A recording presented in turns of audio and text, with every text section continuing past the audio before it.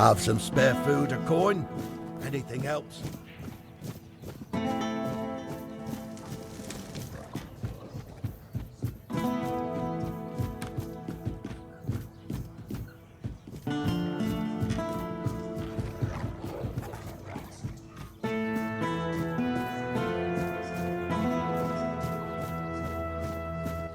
Oi, you.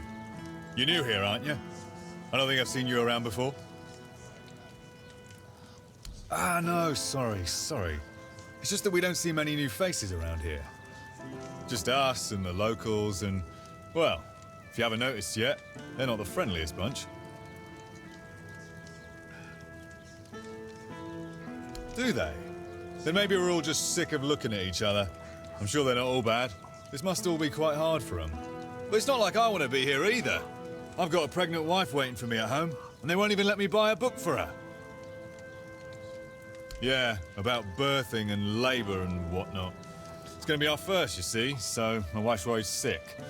I wanted to send it to her, to ease her mind, you know? But that Dalrita wench chased me out of her bookshop and won't let me back in!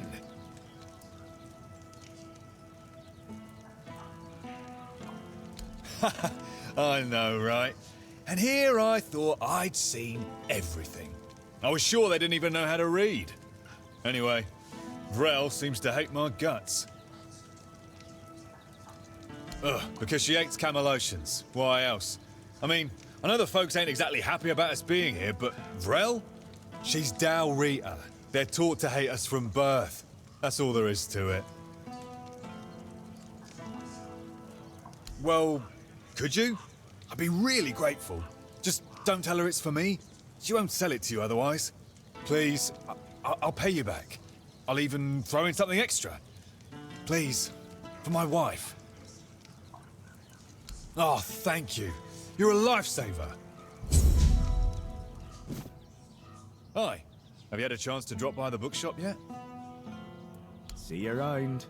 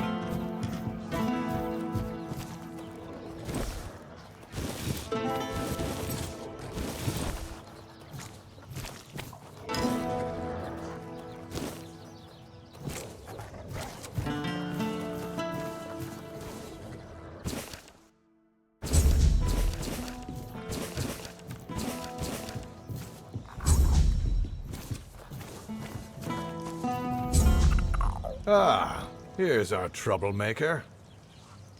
You've really caused a stir around here with that spectacle in front of the Menhir. I had everything in order.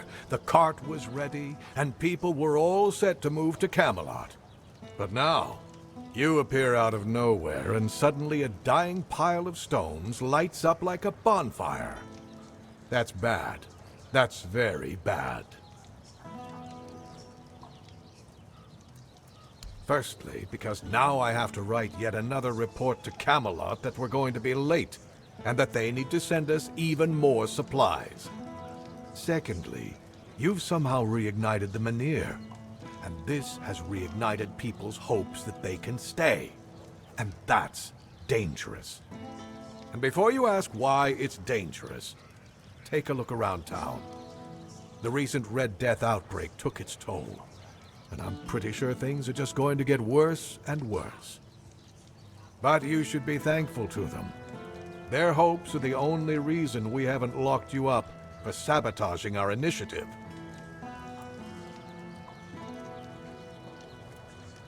That's the assumption I decided to go with, and that's why we're talking. Perhaps there's still a chance to sort out this mess. You can go tell Murig that your presence doesn't change anything about our deal, and that you are unwilling to help with his endeavors, whatever they may be. And if he doesn't listen, play along. Come back to me when you learn what he has planned.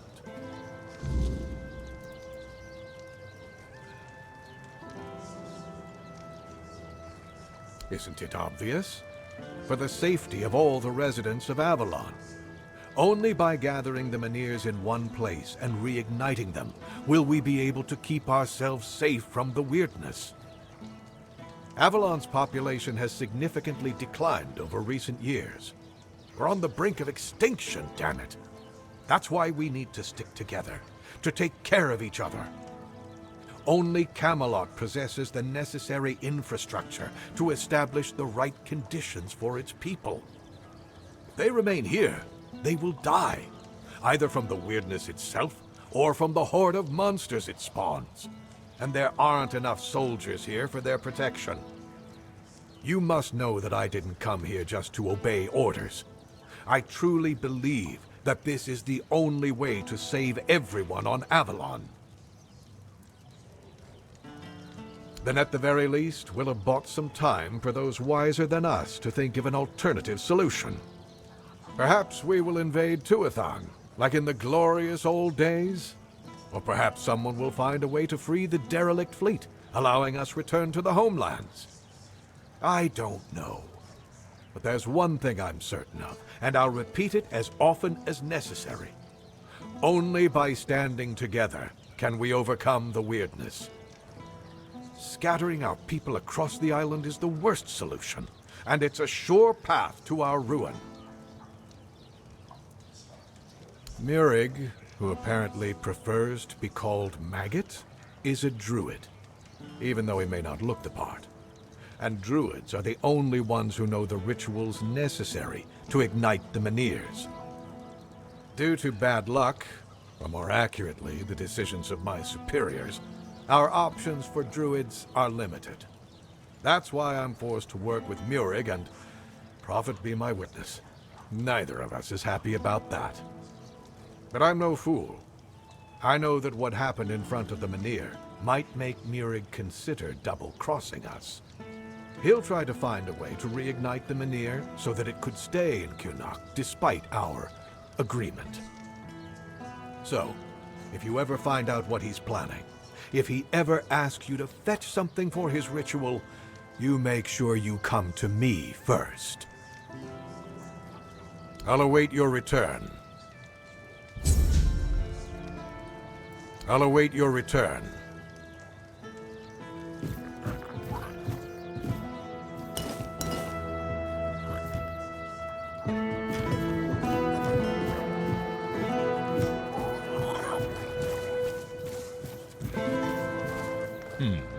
Haven't seen your face around here before. A visitor, eh? Try to stay out of trouble. I'd rather not have to put your name on the bounty board. No, that'd be Sheena. I keep this camp running and make sure everyone's pulling their weight. Idle hands have no place in Camelot's army, especially not on a mission like this. Trouble is, we've got more work than men. So if you're looking to earn some coin, check the notice board. I've posted a few bounties. I can't spare any soldiers to deal with things outside of Cuanacht, but I'll be damned if I let those bandit scum run loose. I handle what makes soldiers fight. Sheena handles what keeps them comfortable. You want glory and gold? See me. You want a softer pillow or a warm meal? That's Sheena's domain. Legate Denham is in charge here. Sometimes I wonder if he upset someone higher up to get sent on this mission, because this place, it's a damn mess. Lord Yvain's acting like a maiden on her wedding night. The Red Priests are throwing their weight around, and the locals are ignoring the fact that they're all about to be swallowed by the weirdness. I have no idea how the legate puts up with it all. But, well, at least he's got me to make sure his orders are carried out. I'm Immunis Askel. If you're here for war stories, forget it. I've no time to entertain idle curiosity. Most of the fighting's behind me now. I've traded my sword for paperwork. Not glamorous, but necessary. Once we're done here, maybe I'll finally retire. Then I'll have all the time in the world to spin tales for nosy brats like you. Yes? I recognize these remains. That's Thorn the Bloodbound. A complete madman. If you have his sword with you, be careful. It grants strength to the wielder, but at the cost of their blood. There are stories that Thorn got it from a demon he made a pact with. We'll probably never know. Hey, care to humor an old soldier with a friendly spar? These bones could use some warming up. That's the spirit. Let's see if I've still got some fight left in me.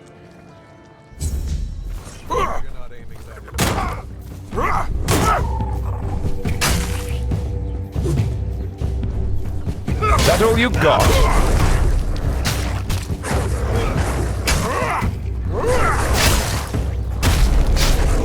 Damn it all, that was pathetic.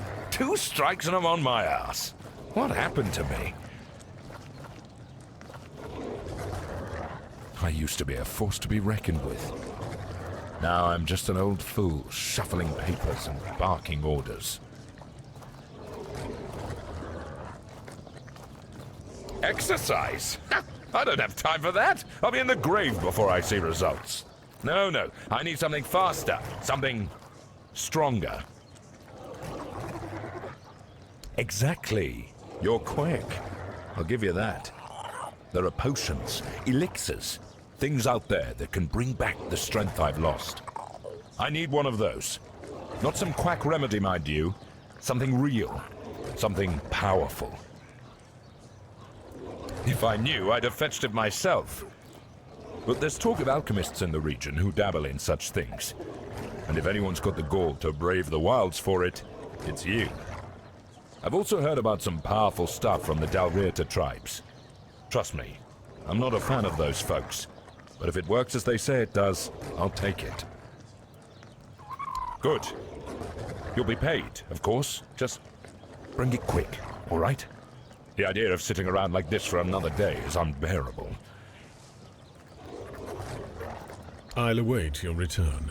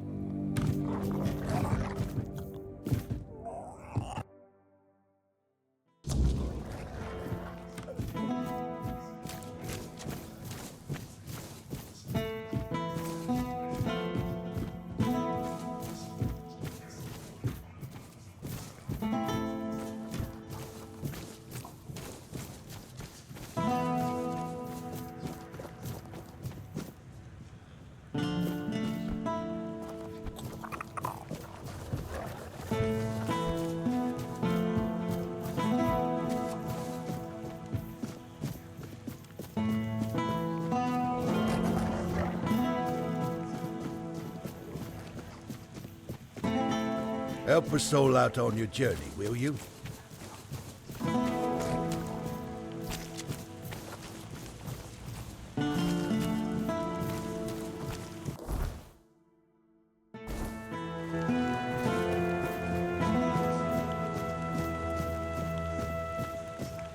I am an outcast, exiled from my home by the Red Death.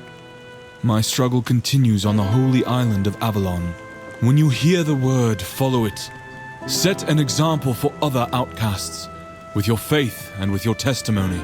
The word is our only chance to rid ourselves of the plague's taint. And if the word commands you to kill your brothers for spreading heresy, do so, for such is his way. If the word commands you to besmirch your father's name, do so and discard your sullied self, for such is your way.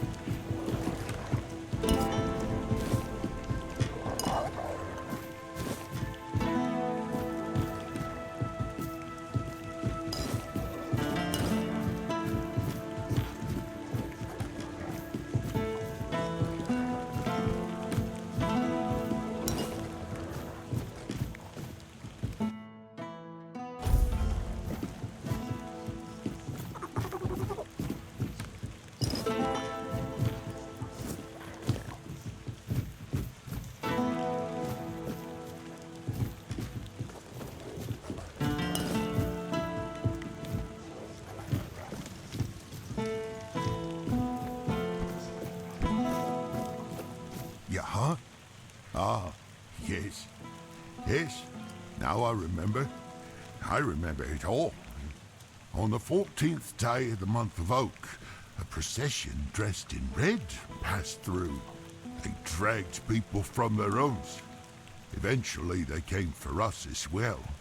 Me and my Brianna, our possessions. They took everything. Took it all for themselves. Now, I have nothing left. I'm just a poor man. Please, save me. Please.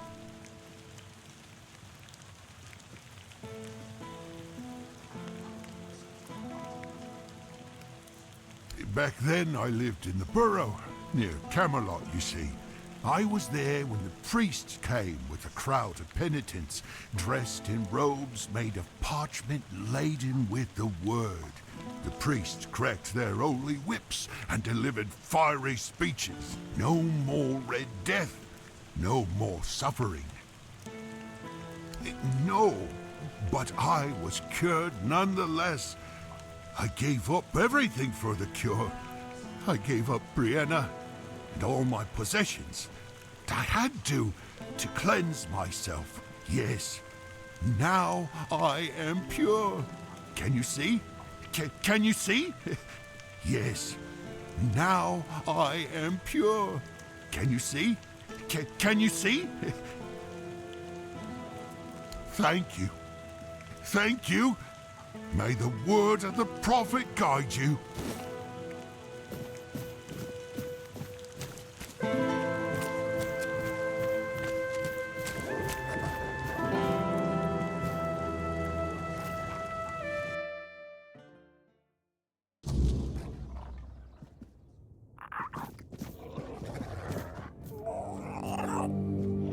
Oh, forgive the mess. I didn't really have much choice about where to set up my things. Normally I'd be in a tavern, but, well, it looks like the tavern is closed until further notice.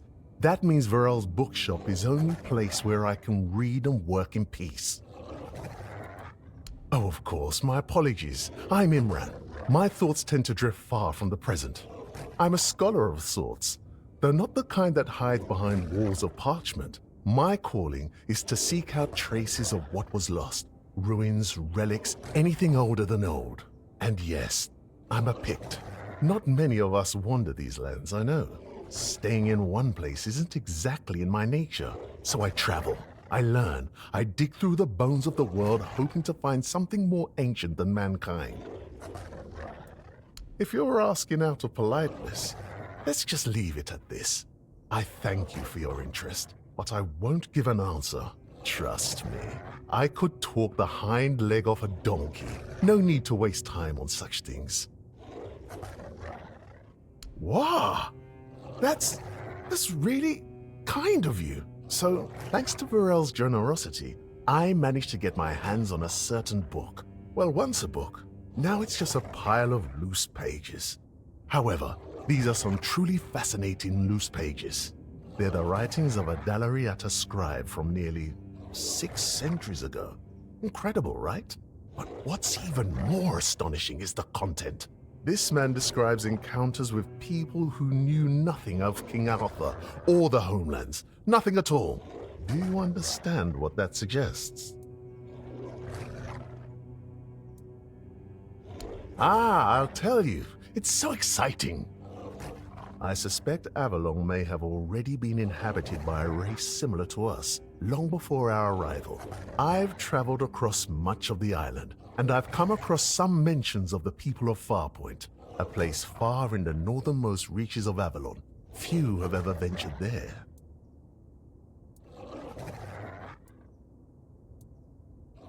Perhaps the weirdness started to gather and ruin their crops, or made hunting more dangerous.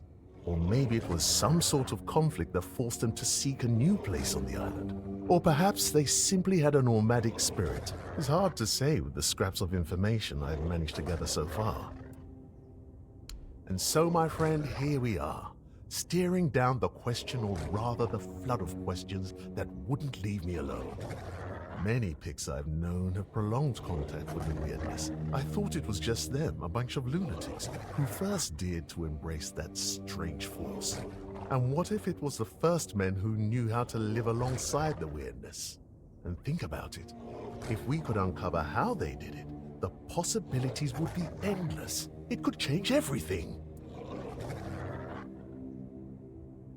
For now, I'm trying to pull together more valuable information from these writings. But honestly, I feel like I'm hitting a wall. I won't uncover anything new just sitting here. And unfortunately, I'm stuck here for the time being. I got injured on my way to Cuanacht, and I'm not quite back to my full strength yet. Oh, don't worry about that, really. It's more of a, let's call it an occupational hazard rather than an actual ailment. I have to give myself some time and everything will settle back into place. I'll be as fit as a fiddle, or whatever it is you say here. Yes, something like that. The Grotto of First Men. That tribal scribe detailed where it should be located. And I'm assuming you're asking for a reason, aren't you? I'd love to go there myself, but this is a matter of some importance to me. I don't want to wait for this one. So, if you're one of those bold souls who take such ventures, I'd be more than willing to entrust this task to you. Truly excellent. I'm deeply obliged, my friend. Here are the notes. They should guide you to the location. Return swiftly, and more importantly, safely. I'll eagerly be awaiting your return. The place seems to attract trouble. Not a good place, then. I'd run out of breath listing all the things that plague this place. And I haven't even been here that long. Of all the misfortunes these poor people are facing, I'd wager the men here is the gravest of them. The Red Death, troubling as it is, seems manageable, at least with the intervention of the priests. But the weirdness, shoot. If the men here goes out, these people will face a far greater peril than any sickness or human form of conflict. I heard she was a Dalariata who runs a bookshop in Cuanacht. I was a bit apprehensive about meeting her. I thought I'd find someone overly rattled and stripped of her own cultural heritage. But Varel, she's different. And I admire her work that she even bothers to do it. Sometimes, it feels like people have lost all interest in discovery. Whether it's the kind found in verses, or the kind waiting out there in the wide world. Farewell. Remember to take a good map.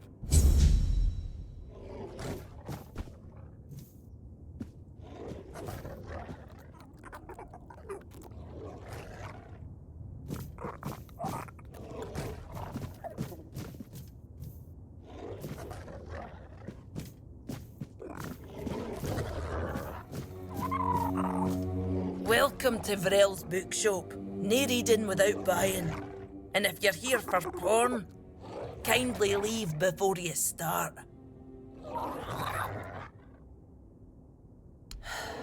Aye.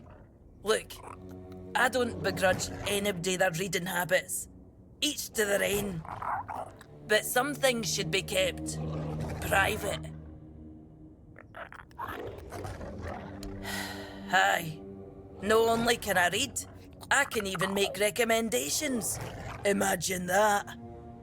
So, if you have a joke to tell, don't bother. I'm pretty sure I've heard them all.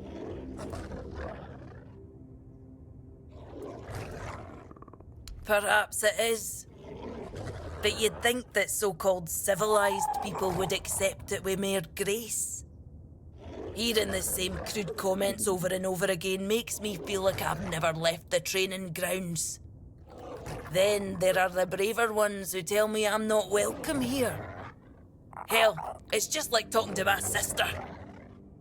They all have more in common than they think, although mostly it's just prejudice.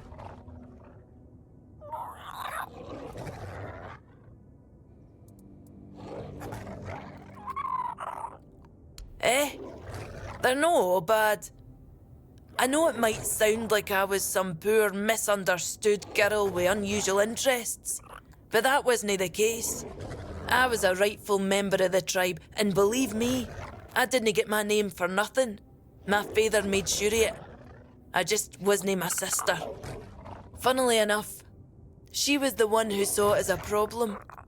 Vran believed that my lack of ambition to be the top Vokar warrior somehow made her look bad. Every time I went to the temple to read in peace, she was on my ass about it. Until one day, she yelled at me to either step up or get the hell out of her tribe. You can guess the rest. Oh, great. How's she doing?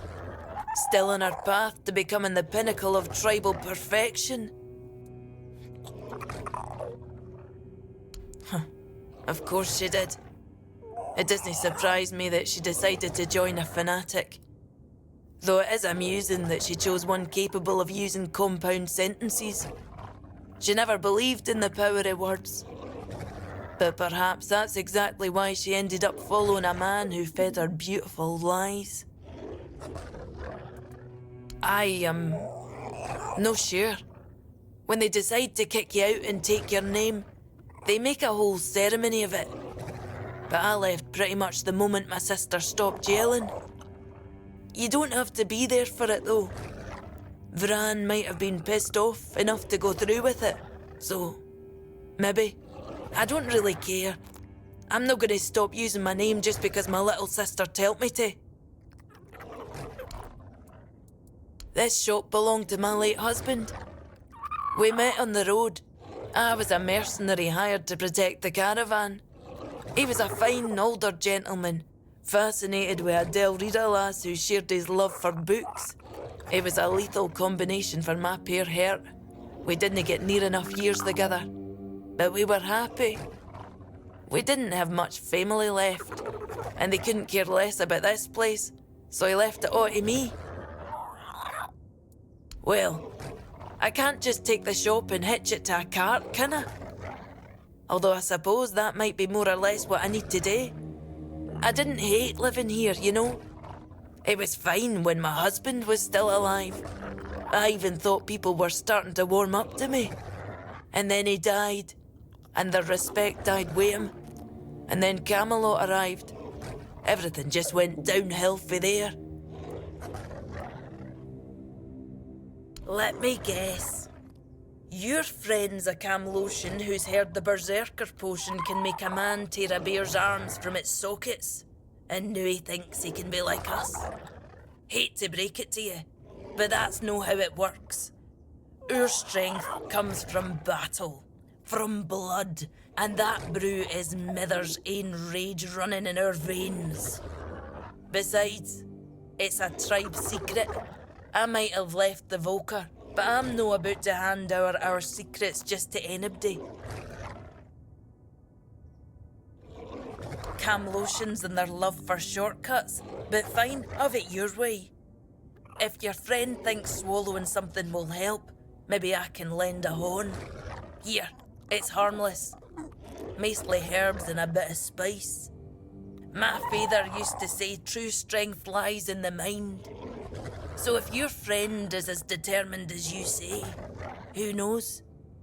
This might be enough for them. Good luck convincing him it's the real deal. That's half the battle. Oh, expecting a weein'? Congratulations! Lucky you. I don't think I've seen a newborn in Cuanacht for as long as I've lived here.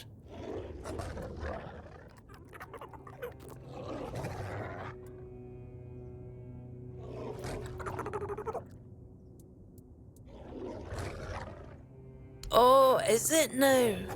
Well, well, well. And why can't he come home and buy it himself? Oh, that's precious.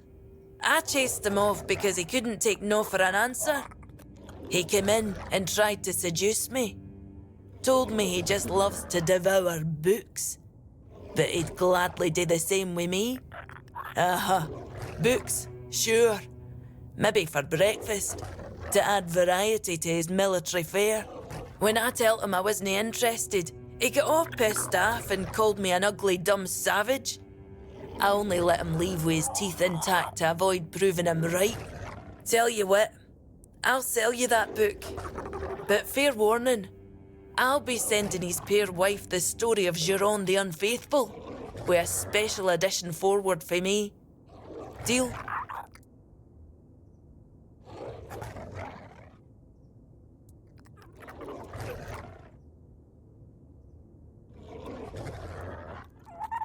Ha!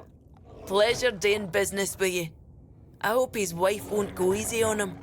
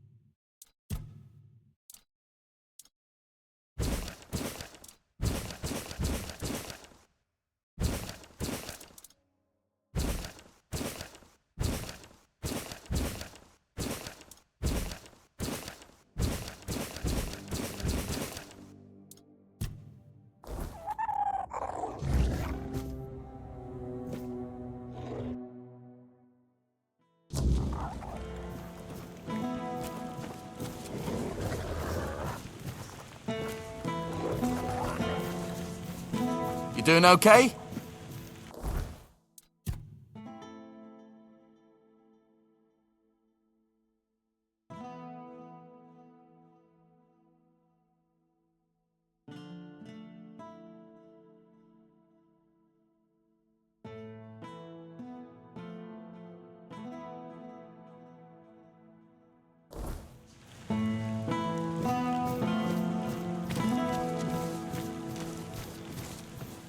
You're not here to talk about the men here, are you? Oh, please say no. I've had my fill of that topic for a lifetime.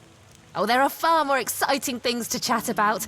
Like treasure hunting, for instance. You got a look about you. I bet you've been to some dangerous places, haven't you? I'm Bonksy, by the way. I'm an adventurer myself. I have a few trinkets to sell from my last expedition.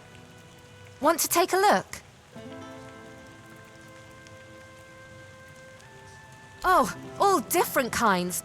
Like the ones where you crawl through damp caves or cold tombs, dodge traps, and hope whatever's growling in the dark isn't hungry.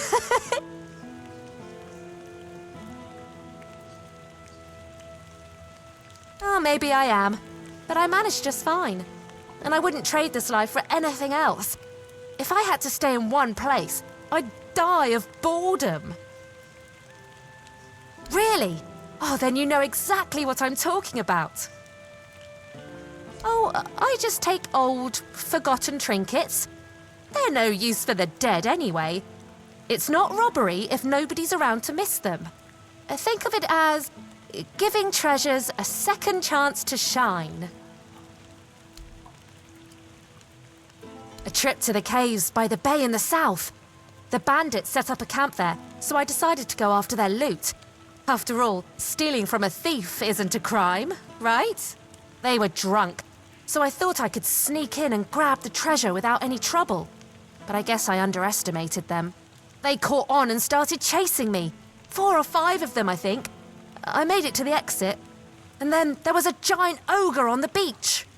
I barely managed to slip past it, and the bandits backed off. Oh yes, the gods, Avalon, the stars, and most importantly, my magical hairpin that brings me luck. I bought it from a lovely wandering merchant named Malachi. Isn't he? Always with that cheeky grin and a tale to tell. Oh, I'm not entirely sure. I'm just passing through. From what I understand, Camelot wants to move it to their place along with the inhabitants, but they prefer to stay. They want to live in one place their whole lives. Can you imagine that? Slowly but surely.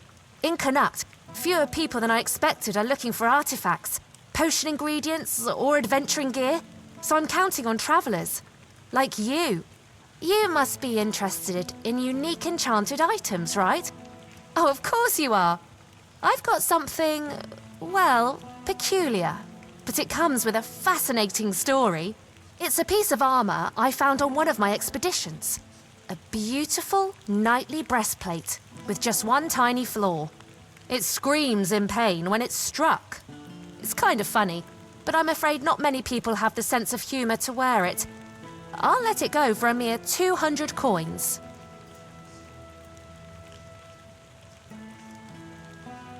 All right, deal.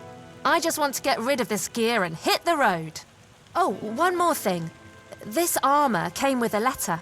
I found both in the ancestral tomb of the Gévaudan family. Oh, I'm a little jealous, to be honest. This sounds like the beginning of an exciting adventure. I chased the trail myself, but first, I need to sell off my find so I can travel light.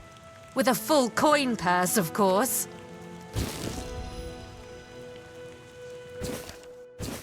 Good to see you.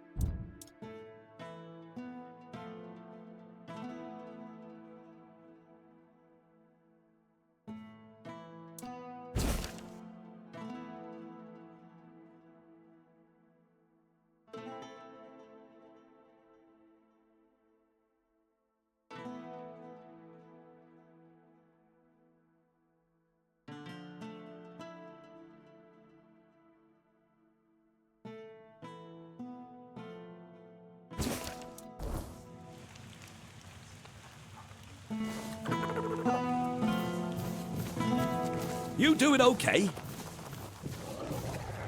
Welcome! I haven't seen you around before. But since you decided to visit, I can tell that you have excellent taste.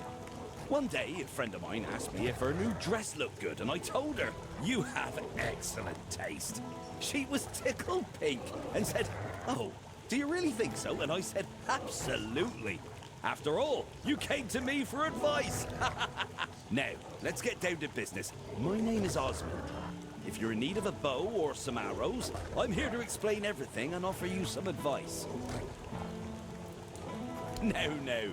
Good advice is always handy, especially when it comes from someone experienced. And believe me, when it comes to archery, I'm not just an expert. I'm beyond that. In fact, I'd be surprised if you found anyone on Avalon who knows more about it than I do. Well, find me someone else who's been doing this for over 40 years. Every aspect of it. Back in '84, I was chosen to represent Cuanacht in the team archery tournament. And I wasn't even a lick over 18 back then. During one round, we were shooting at targets 100 meters away. The target was the size of a small apple and the wind was blowing from the left. So, I took aim and wham! Right in the middle. Even the captain of the Camelot team jumped up and asked, "Have you got any more like this one? Maybe the boy would rather shoot for us." If you were older, you surely would have heard of me. I could have been the first of Avalon's archers. They almost knighted me. But as it happened, I joined the watch, got married, and... well, that was that. Hey, if only I'd had the common sense back then that I have now. About Cuanacht, what do you want to know? There's not much to say. They told us the Menhir's gone out, and now they want to move us along with it, but the way they're handling it, they've been here for weeks. If I were in charge of the Camelot troops, we'd have been done in 3 days. He's a good man, but that woman of his, oh, mother preserve me. She once set herself on fire along with half the mansion. Yvain nearly lost his life trying to save her. Honestly, I'd have just let her burn. She wants to go up in smoke, be my guest. It's a shame about the mansion, though. I was born here, and I've been shooting a bow ever since I was a wee lad. Even as a nipper, I had better aim than boys 5 years older than me. Around 81 or 82, I remember being allowed to practice with the adults, even though I was only 14 or so. One time, our master, we called him Uncle, gathered us in a meadow. He said, "Lads, we're gonna have a contest. Whoever shoots the farthest gets a honeyed apple and a beer from me." They were shooting and shooting, but I just took one glance, aimed, and whoosh. My arrow flew half again as far as their farthest shot. 300 meters, easily. So they turned to me and went, "Come on, Osmond, we can't compete with you. You always win." Osmond, you always win. That's what they said. I could have joined Camelot's army. With my aim, they would have made me one of the royal archers. But leaving was tough, especially since the girls here love to watch me shoot. They'd squeal with delight every time. And in Camelot, during a war, who knows what might have happened, so I decided to stay in Cuanacht and join the watch. In the watch, I taught others to shoot. Some of them loved those lessons so much they kept practicing even after sunset. So I'd ask them, "What are you doing here? You can't even see the target." And they'd reply, "Oh, but the lessons with you are just too short, and we're really excited about archery." I kept participating in tournaments. People often bet against me, claiming I couldn't hit a bird in flight or a birch as thin as 2 fingers. I usually came out on top, earning a decent amount of money. But somehow it all just vanished over time. Then I quit the watch and began trading in top quality bows and arrows. That's all there is to know about me. Oh, and I have an adult daughter, but I'm not sure if she's still around. She left Cuanacht and we lost touch. Gossip is for women and innkeepers. You should see Morag for that. She's both. She's a good one. About 3 years ago, I helped her fix her roof because her husband had died, and there was no one else to do it. She still mentions it. "Osmond, you fixed that roof better than any roofer could." She tells me that every time she sees me. As it happens, there's something you can do for me. I've written a letter to Lord Yvain, a few suggestions on how, in my view, he ought to handle this whole business with Camelot. Figured he could use a bit of advice from someone with strategic sense, a head for negotiation, and a touch of military experience. Would you take it to him? You've got younger legs, and I'd rather not leave my stall unattended. I'll give you a few coins for your trouble. Brilliant! Here you go. Just don't lose it. I've only got the one copy, and I've no mind to write it all out again. Hello. Coming back to me, I see. You must have excellent taste.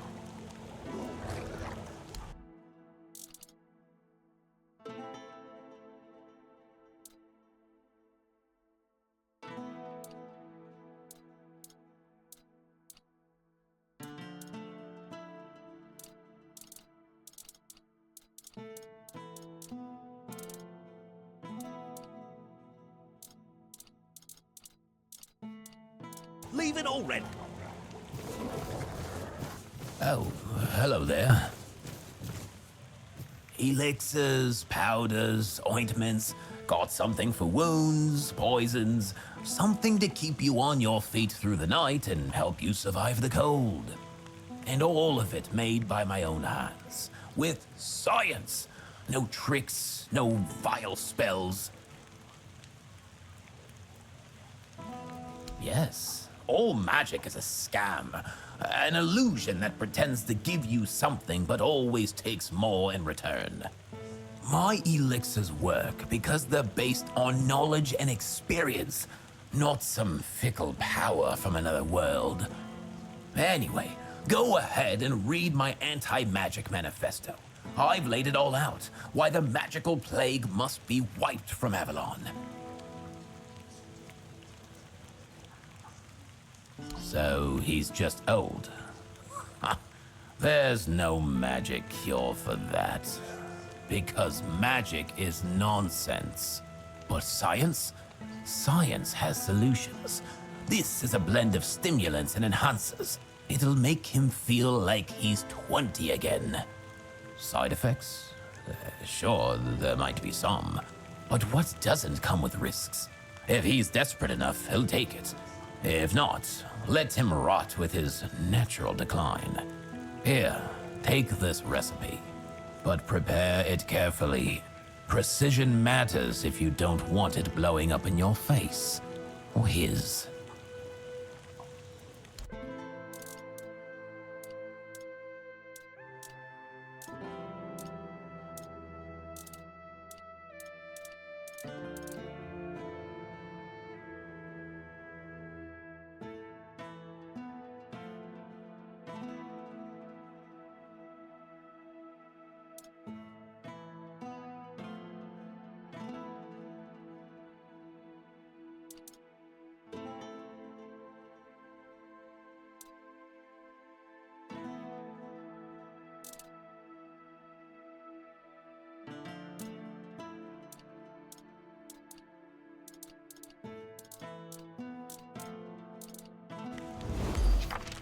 Nice to see you.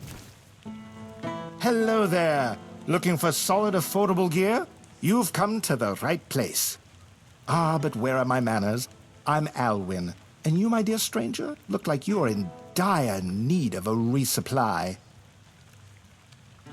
Well, the men here doesn't seem to be on the verge of dying anymore, and with the Camelotians around, business is booming. The longer they stick around with nothing to spend their coin on but our stalls, the better for us. It's a bit of a shame I'll have to delay visiting my brother at the Horns of the South, but he'll understand. He always says he can't leave his stall for even a single day.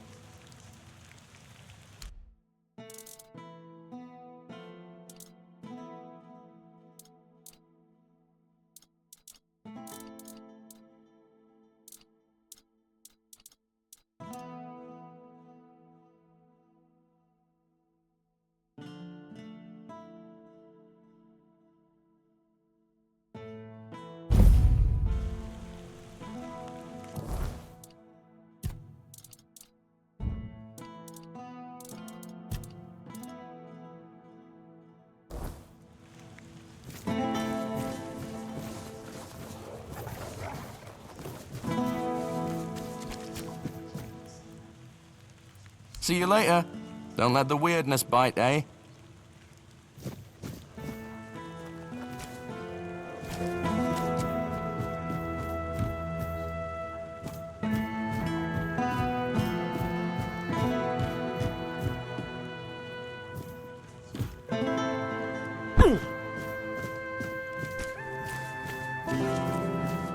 Nice to see...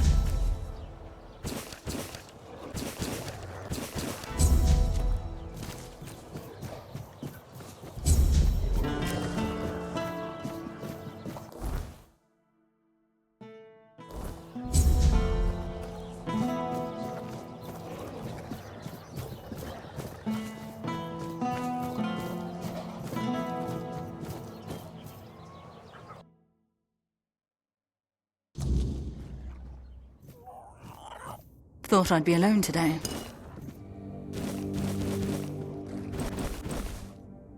You really shouldn't have done that.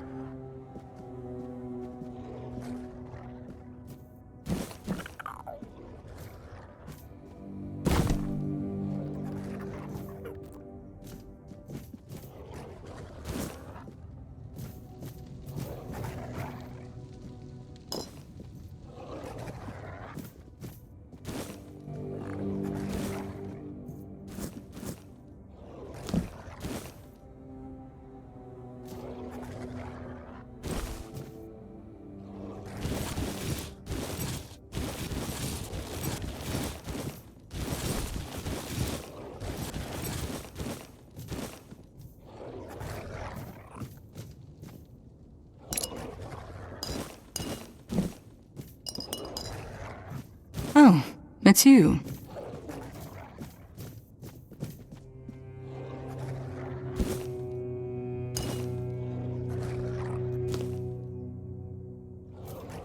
You really shouldn't have done that.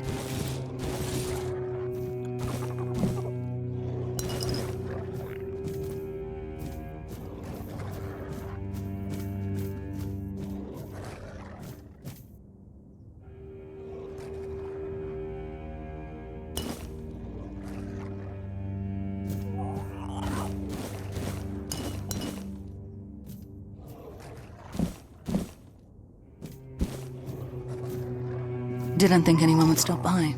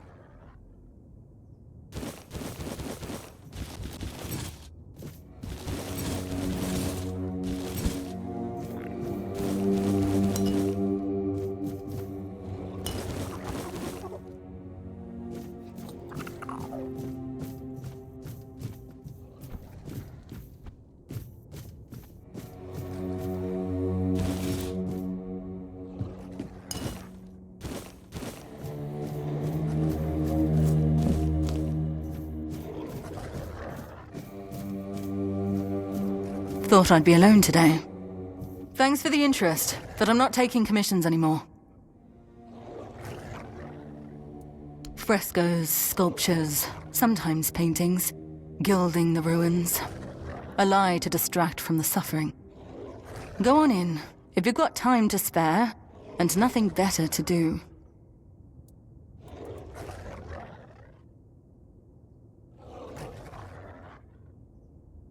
My name's Delia. I spent years working in art. Mostly decorating walls and ceilings, though I carved a few statues for Lord Yvain as well. It's only recently I realized what a waste of time it all was. I used to spend entire days in the studio, carving, painting, cutting off from the world. This whole business with Camelot opened my eyes. The men here was just there. I never thought it could go out forever. People have lived on Avalon for 600 years. How long have we got left before the weirdness swallows us whole? 5, maybe? How does art stop that? Has it ever protected anyone? Fed anyone? Driven the weird back? Or whatever crawled out of it? I want to do something. Help somehow. But what am I meant to say? Oh, your house is on fire. Don't panic. Come see me, I'll paint you a nice landscape. I was an artist for, what, 15, 16 years? Believe me, most people just want a nice mosaic on the wall so their neighbors get jealous. At best, art lets you forget the world for a moment. But it's just that. A moment. Doesn't change anything.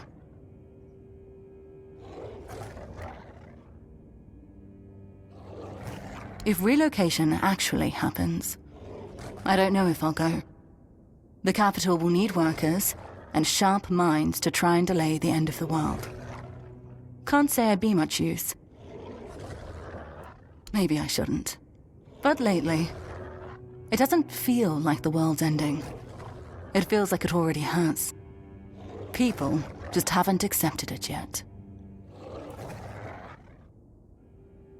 You bought a house in Cuanacht, even though everyone else is leaving. Well, I won't lecture you on investments. I wasted my own time quite spectacularly. As for helping you decorate, I have to decline. Sorry, I don't see the point, especially with the weirdness about to flood the town.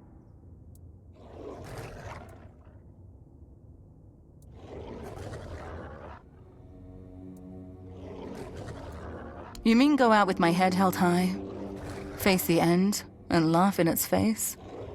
There's something seductively romantic in that vision. Like shouting into the oncoming void. I'm still here. I still think and feel. All right. I'll take the commission. Tell me what you need from me.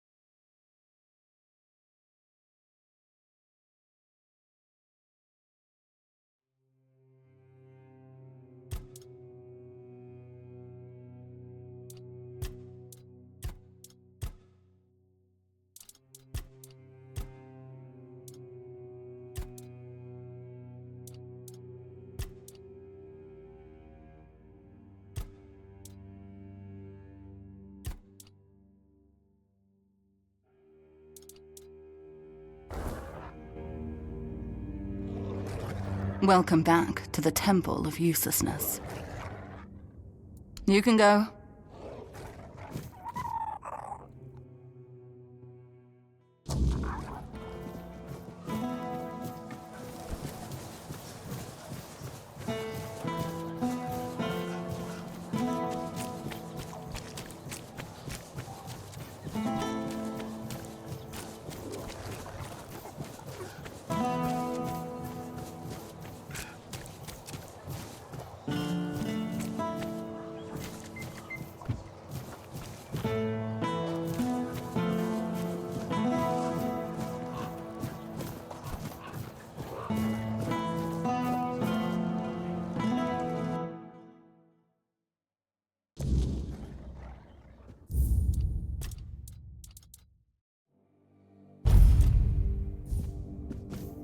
Oh, hello there.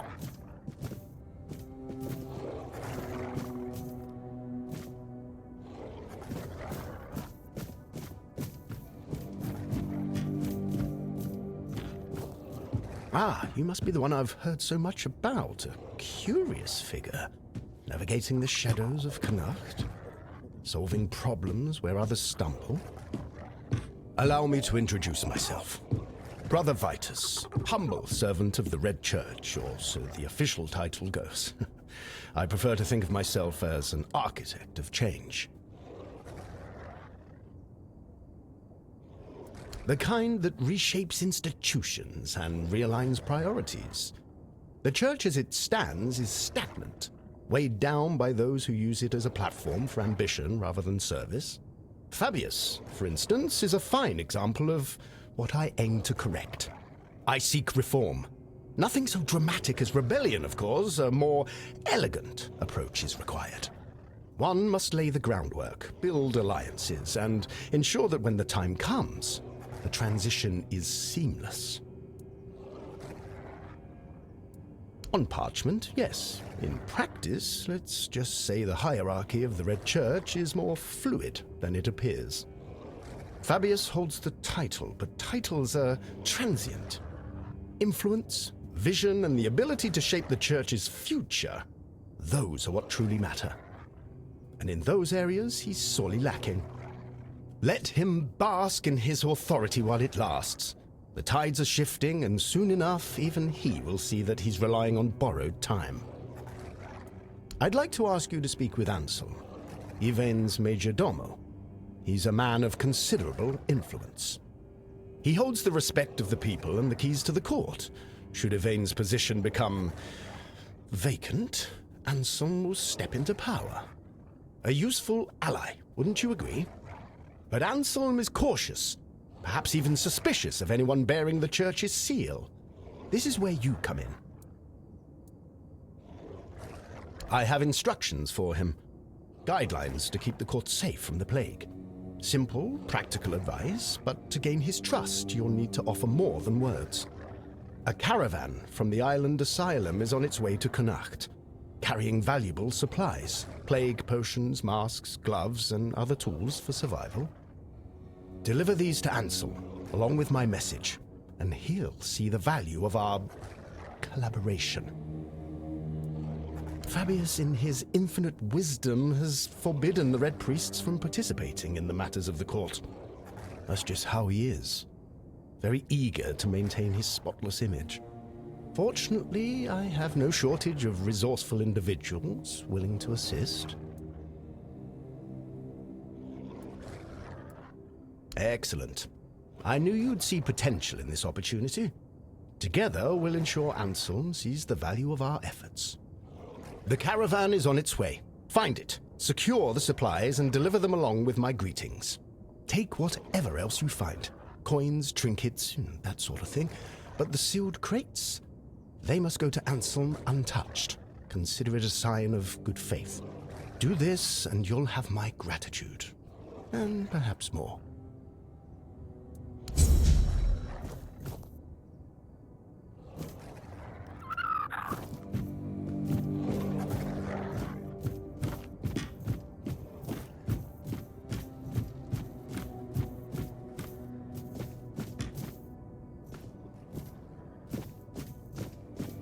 Oh, it's you. You look, well, all things considered. I always knew you had to have survived. There simply wasn't any other possibility. Ah, no. Sadly not. I apologize for my forwardness. It's just, I've read so much about you. I feel as though we've known each other for ages. I've spent hours poring over the drawings of your vascular system. Enough that I'm fairly certain I could recreate them from memory. I'm so glad you're here now. If there's anything you need, please let me know. I'd be happy to help. Oh, no. That honor fell to others. I was merely a silent admirer. Though I have to say, I do think they were rather heavy-handed with you. I've heard no one had much faith in you, but that doesn't excuse carelessness, don't you think? Exactly. That's what I've been trying to say all along. A softer touch wouldn't go amiss. Some of them acted like butchers hacking away at a fresh carcass. There should be a sense of respect for their patients, a kind of reverence. Suffering is sacred, not something to be enjoyed. Why, indeed. I have my suspicions, but nothing I can say for certain. Not yet, at least. You left so suddenly. Your case was in chaos. Incomplete notes, no one willing to talk. It was all very frustrating. That said, I do know a few things about what happened to you. And, more importantly, about the people who allowed it to happen. I'd need to dig through my notes, though. In the meantime, there's something I'd like you to help me with. Straight to the point, I see. Oh, I do like you. You've got a sharp mind, and I'm really glad they didn't break it by accident. I need items touched by the weirdness. It's a personal fascination of mine. The way the weirdness reshapes even the most ordinary things is incredible. It can take something entirely mundane, like, well, you, for example, and turn it into something extraordinary and unrecognizable. Bring me a few of these items, and by then, I should be ready to share what I know about the experiments. Now, is there anything else? Those who arranged your escape from the island asylum were also the ones responsible for your capture. Everything that was done to you was at their behest. I don't know much more. They've always been incredibly secretive. Honestly, I was more focused on the results than on who was behind it all. But then they took you away, before anyone could achieve anything meaningful. I don't think so. From everything I've seen, you were just supposed to be ordinary Avalon rabble, but with the potential to become something more. I don't have all the details about your case, especially concerning the Red Death, but something must have been done right, since you're not infected now. Sadly, the research was never completed. Now, I know we've never had that kind of relationship, but would you perhaps be willing to lie down and let me rummage a bit? Well, you can't begrudge me for trying. From what I understand, your natural affinity for the weirdness was enhanced. You see, centuries of living on this island have led to more and more people developing a certain tolerance for it. Sometimes that tolerance can evolve into agreeability. It does, however, take time, so you were given a push. As for the exact methods, well, I'll spare you the gory details. Besides, at this point, you know the results better than I do. Speaking of which, would you mind sharing the details of your current state? Really? That was it? What a colossal waste. The man ran from the Red Death in the homelands. How is he supposed to help us now? All that time, all those sacrifices, were they for nothing? What use is a dead king against the plague that followed him across the sea? This may be a battle, but it cannot be won by simply hitting things with a sword. I'm sorry, I just got incensed, you know? As you should. Because it means all your suffering was for nothing.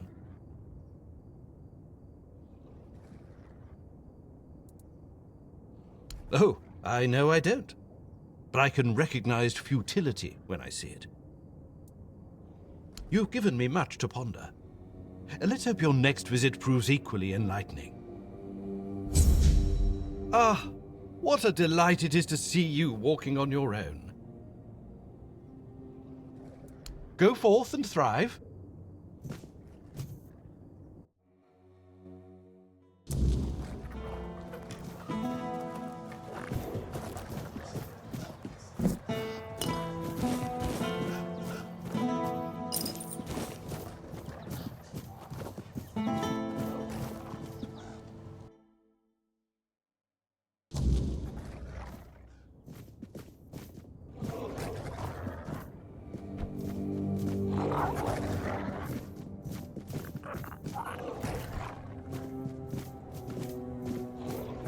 brings you this way?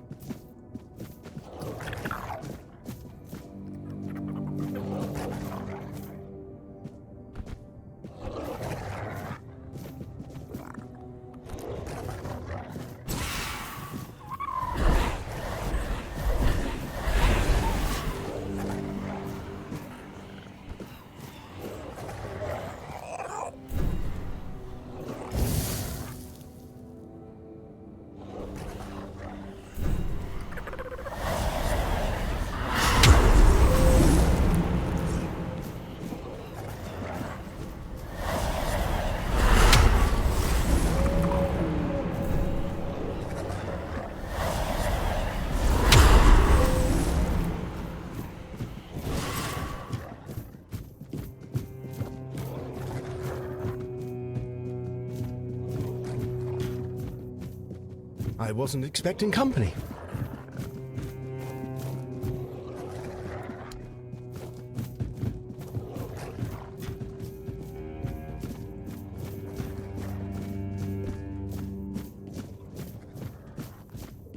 Well, look who it is. The one who reignited the men here. I must say I'm impressed. Tell me, how did you manage to do that? You've got a vivid imagination, I'll give you that.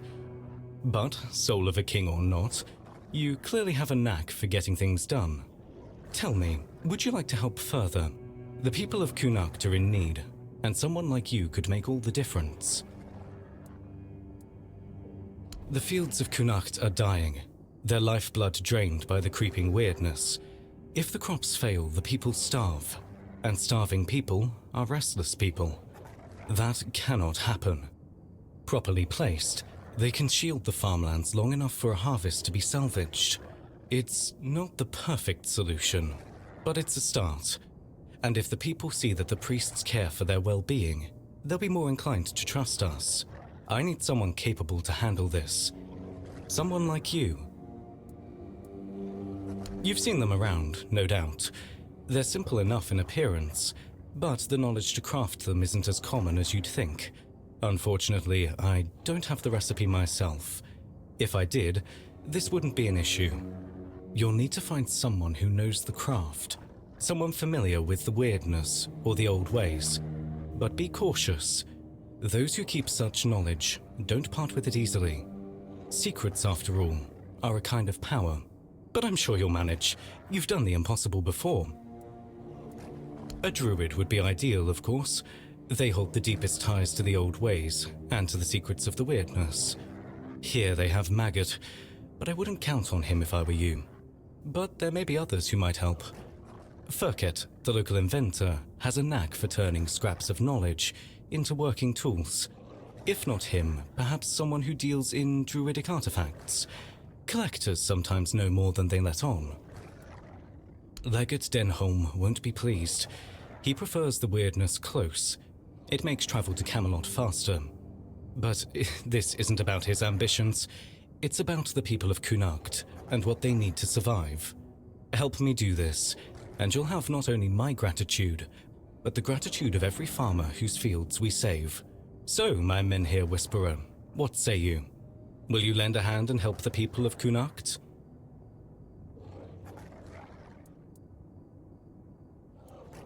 Good. I knew you'd see the importance of this. Together, we'll keep the fields alive and the people fed. For now, at least. Once you have the lanterns, they need to be placed around the farmlands. Start with the fields of Rhys and Ida. They work as a couple and have some of the largest crops in Cuanacht. Then head to the lands of Rob and Gil. They're brothers and, while they're stubborn, their fields are crucial to the town's food supply. Without their harvest, we'd be in serious trouble. Position the lanterns carefully. Their glow will push back the weirdness, at least for a time. It won't be a permanent solution, but it's what we need to survive the season.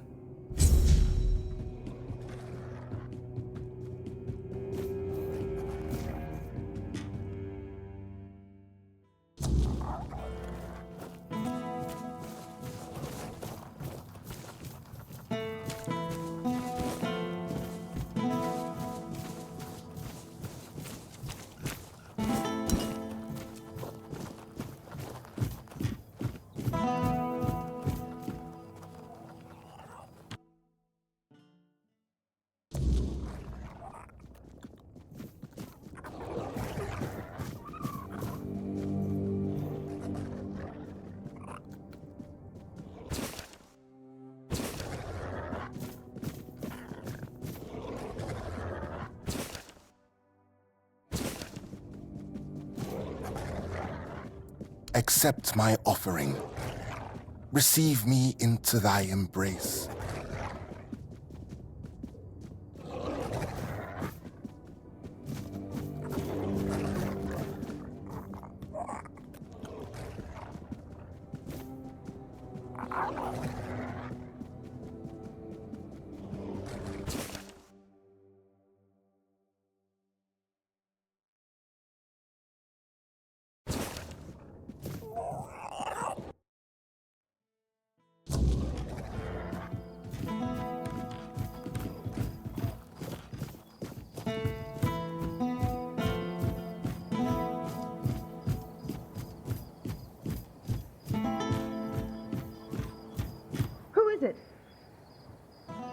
Well, good for you.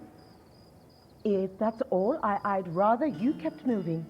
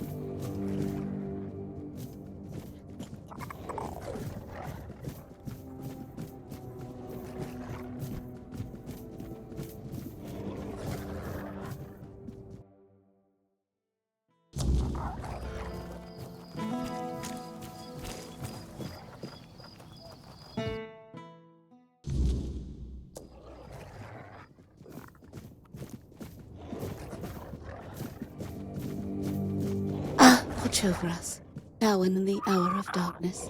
Keep us from the reach of the weird. Oh, by the All-Mother. You startled me, but please come in.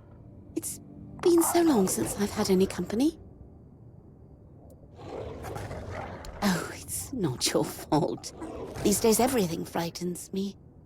Come in, please. It's safer inside, and I've had enough of saying prayers to the walls.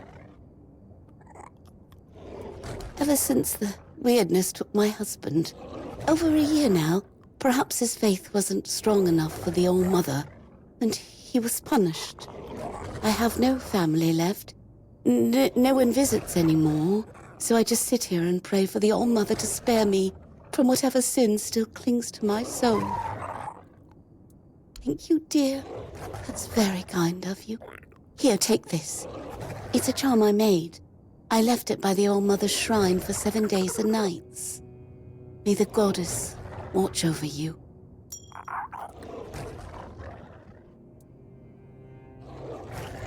No, but thank you, dear. I'll stay here and wait for whatever fate the All-Mother brings me. If you ever find yourself passing this way again, you could stop by. I won't ask for more than that. Oh, I know. This land is cursed, and sooner or later, those who stay will perish. I would go, but I don't believe I'd make it halfway. The road is long, and the weirdness creeps in at night.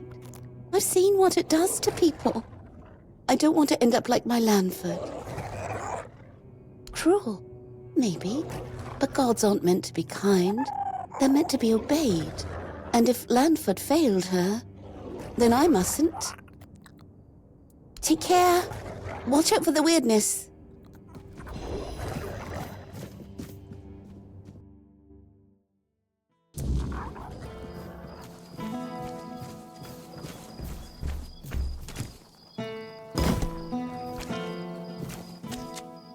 Open up, Firkit. We know you're in there. Get lost. You've taken everything from me. I won't give you anything else. Stop whining and open up. We've got to talk.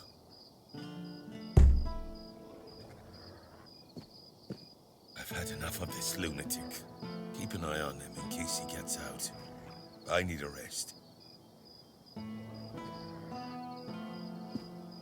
What do you want?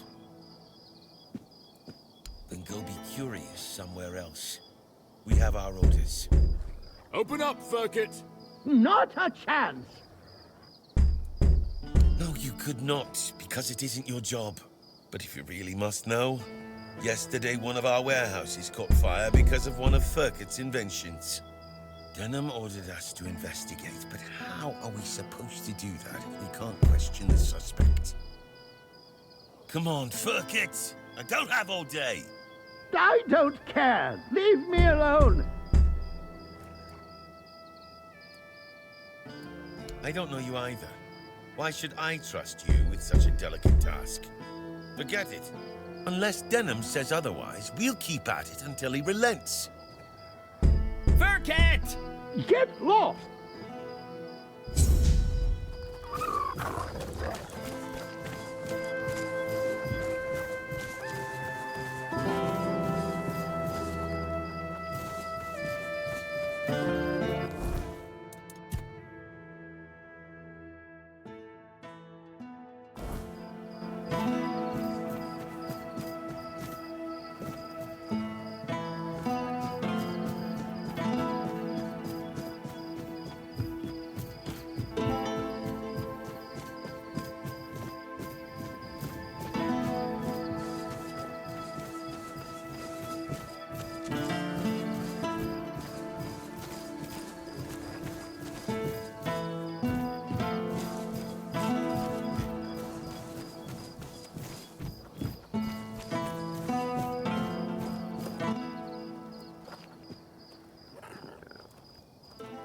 Yes, on my orders. Firkit needs to give me an explanation for a very unfortunate accident in which innocent soldiers were hurt. One of our warehouses burned down. The one where we kept all of Firkit's inventions. My men suspect sabotage, which isn't exactly unheard of around here. I do have my doubts, though. They say Firkit is a madman, and madmen tend to be poor planners. Trust me, I know all about it. He's a local inventor, and as far as I know, doesn't have the best reputation in Cuanacht. At the moment, at least. There was a time when he was quite useful. He invented various machines for more efficient farming and other practical applications. Now, he's apparently fixated on the weirdness, and he doesn't want to talk about anything else. People are afraid of him. Since you're already here, I might have a task for you. Firkit refuses to talk to my men, and the locals don't trust him. There's a slim chance that anyone would be willing to mediate the matter. But you, he doesn't know you. Perhaps he'll be more open with a stranger and confess the truth. So, are you interested? You can ask him if he set fire to our warehouse on purpose. You should also try to bring him in voluntarily, though knowing Firkit, that's unlikely. Do whatever you think is best. I just want to find out who is responsible for this accident and make an informed decision based on that. Here are the orders. Show them to the boys by the gate and they'll let you in to see Firkit. As soon as you find out what happened with Firkit, report back to me immediately.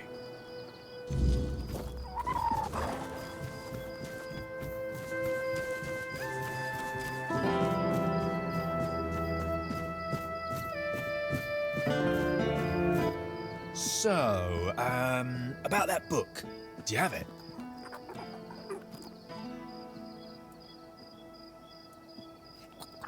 Oh, thank you. I knew I could count on you. I hope it'll put my wife's mind at ease. Here's your money, and a little extra. You've done a good deed. Oh, it's you. Hi.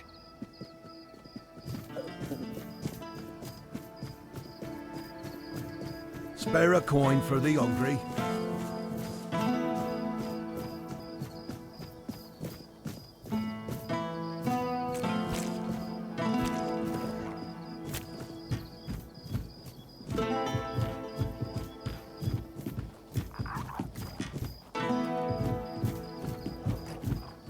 Oh, an adventurer. Great. Just the kind of person I need. You dress funny. No one from here walks around looking like that. And there's something in your eyes. Can't quite put my finger on it. But your gaze isn't the same as the folks around here have. So, if you're not from Cuanacht and not from Camelot, that makes you an outsider. And an outsider means adventurer.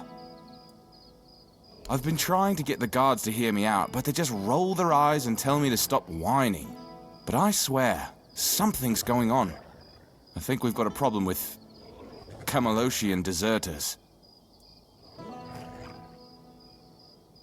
Aye, I agree. But they won't. You know why? Because that would mean admitting they have deserters in the first place, and that's not Camelot's style. To the outside world, it's all smiles and sunshine with them. They need to keep up appearances, make sure we're all eager to relocate to Camelot. Deserters, I tell you, roaming the area, sneaking into camps, stealing anything that isn't nailed down. Supplies, tools, maybe even weapons. And do you think anyone cares? Of course not! I want my family's heirloom back. Look at me. I'm a poor man. That trinket is all I have left. It's not even that valuable, to be honest. I just like to look at it and remember my family. How great they were. I'm the last one left. Please. I heard some of the guards gossiping about a camp nearby. I'd start there if I were a brave adventurer and all. Just be careful out there.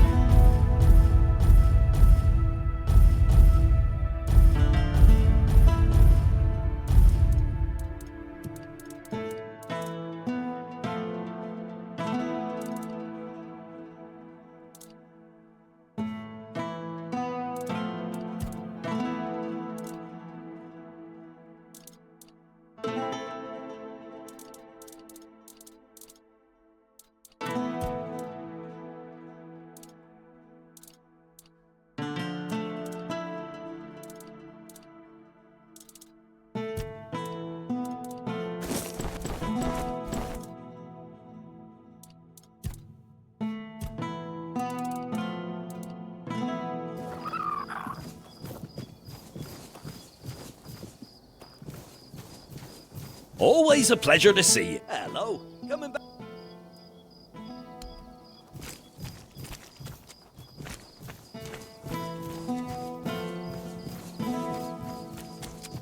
Oh, hello there.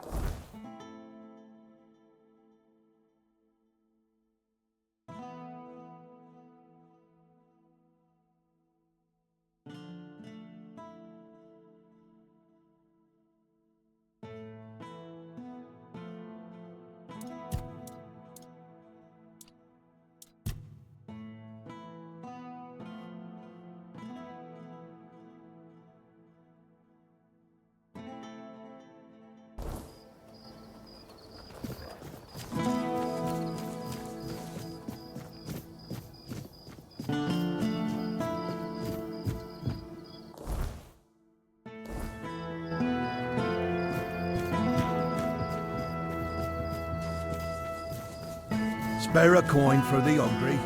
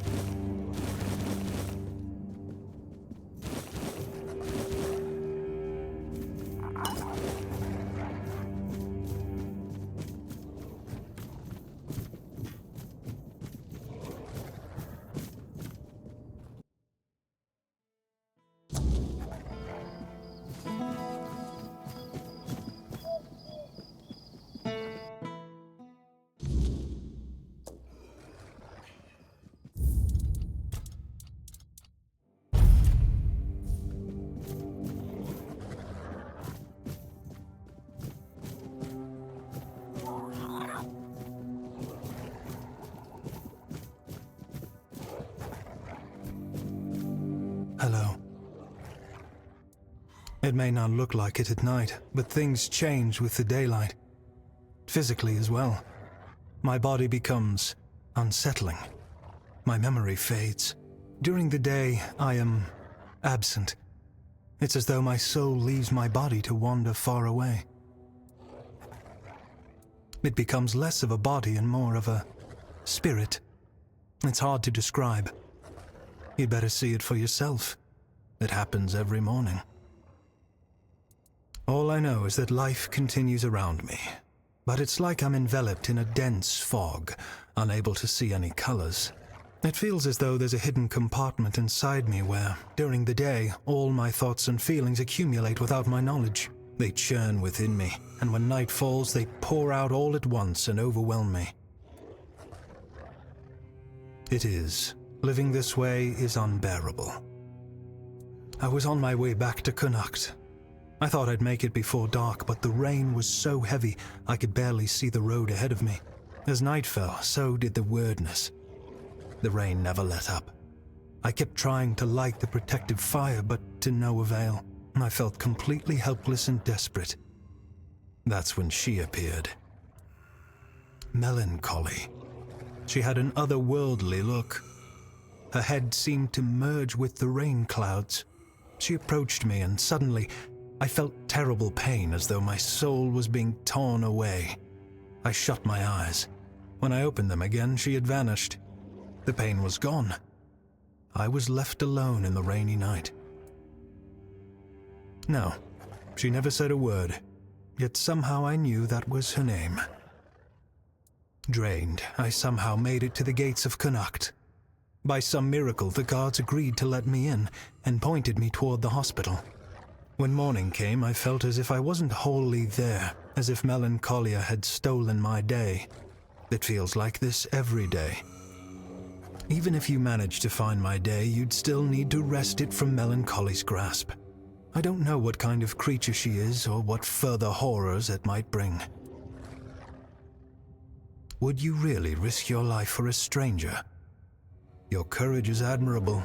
I couldn't ask that of you, but I won't refuse your help either. But if you decide that the challenge is too great, do not hesitate to save your own life. I don't know you.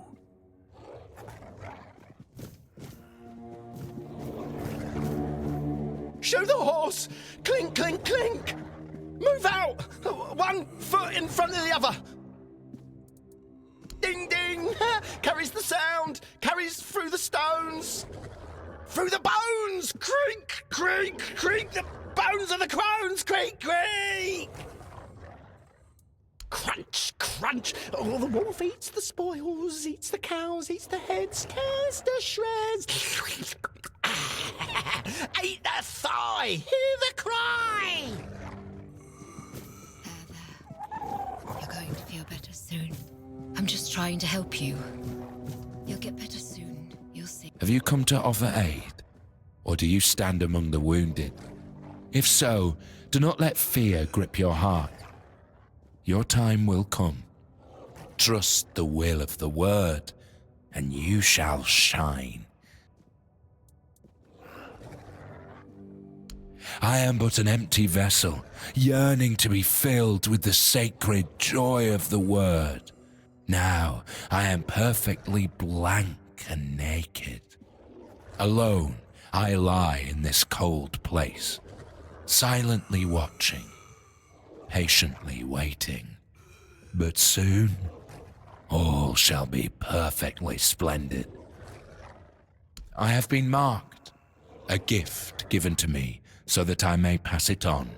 Tell me, do you wish to become a hollow shell, an obedient corpse, able to hear the voice of the one who guides us to the final act?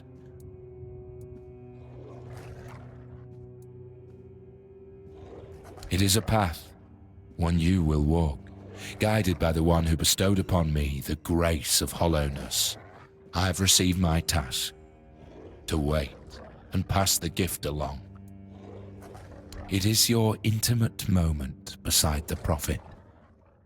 You will hear the beating of her heart, Feel her healing grace, and then you will find peace in the word. At last we shall rest, sister. We will finally rejoice. It will take but a moment. You will feel no pain. Now, go to the place where I first set foot on this path. There, you will find the one who shall become your shepherd. Soon, you will be reborn. Do you hear it? The silence, from which the word shall emerge. A handful of Camelot soldiers, myself among them, were chosen for a special mission under the command of the Red Church. The priests sought an artifact said to be hidden within the toll house at the border. Yet, what we found was far more precious. Blessing and peace. None returned but me. It was then that I received the gift.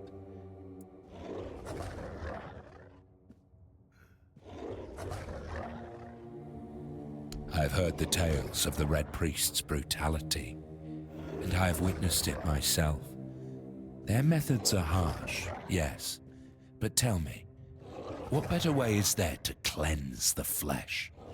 To hollow the body and make room for the word's glory? We are not perfect as we are.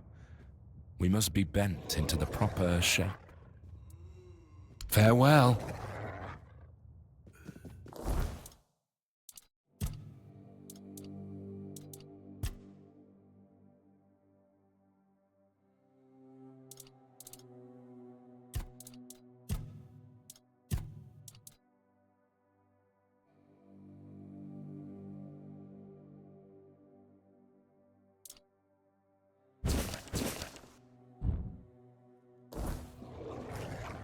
Have some spare food or coin? Anything else? There. You're going to... There. You're going to feel better soon. Do you need something? Are you in pain? I'll do all I can to help, but I need to warn you that our supplies are quite limited.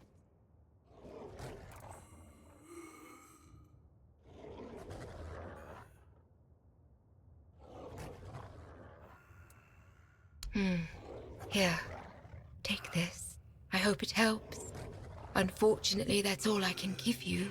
We have to make sure there's enough for everyone in need. Well, actually, the hospital is run by Camelot. I'm just an apprentice to Neonte, the priestess of the All-Mother here in Cuanacht. But the healer from Camelot is dead, and Neonte spends most of her time at Lord Yvain's manor. So, it seems I'm on my own. Camelot treats this place like a field hospital.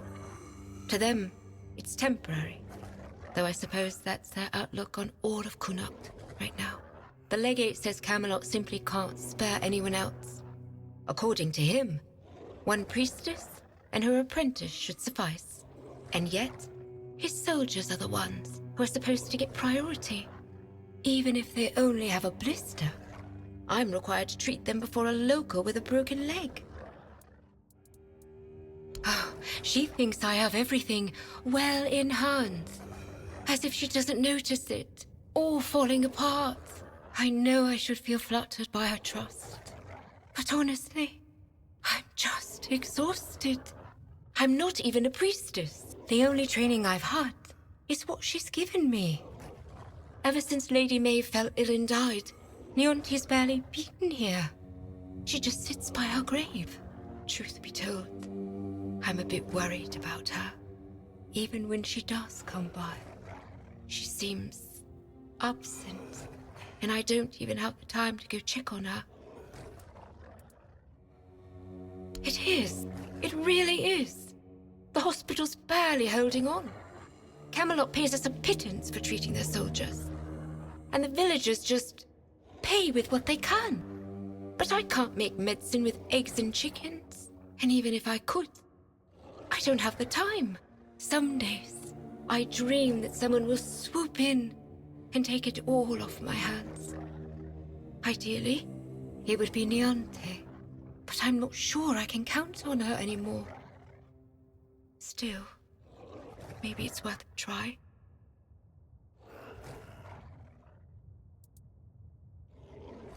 Weakness from age.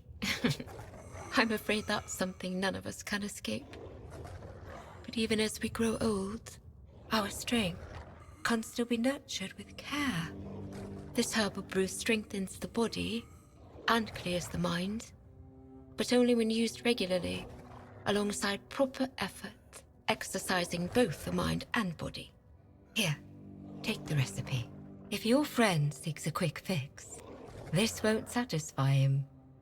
True strength comes from consistency, not shortcuts. Please, remind him of that. No one knows. He barely speaks. And when he does, it's all nonsense. The poor man's lost his mind.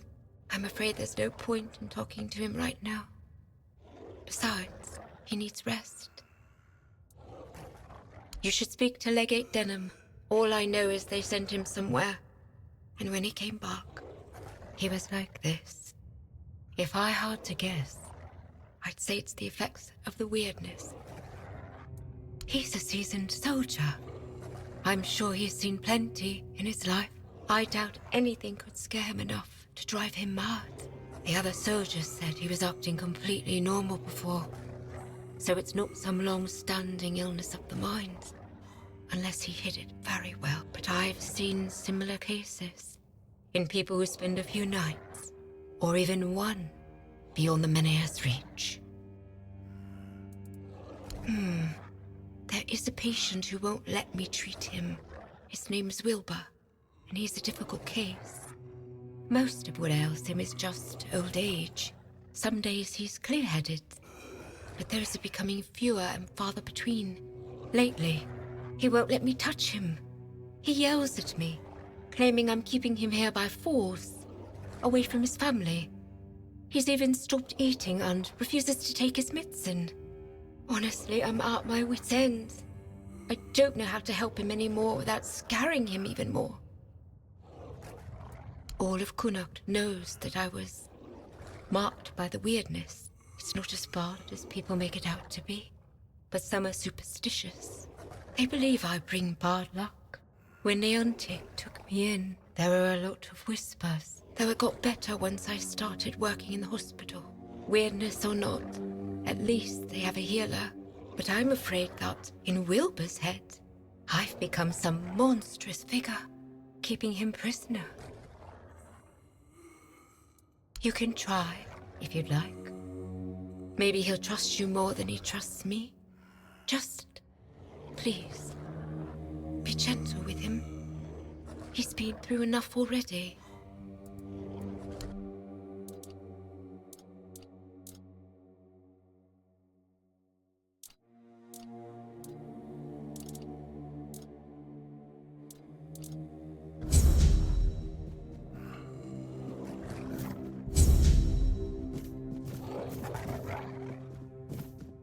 You're helping that jailer with the weird face, are you?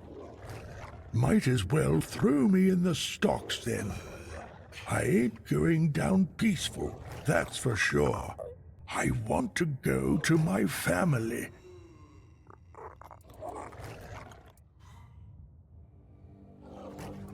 They live in the lower district. I'll go to them, but that cursed wench won't let me leave.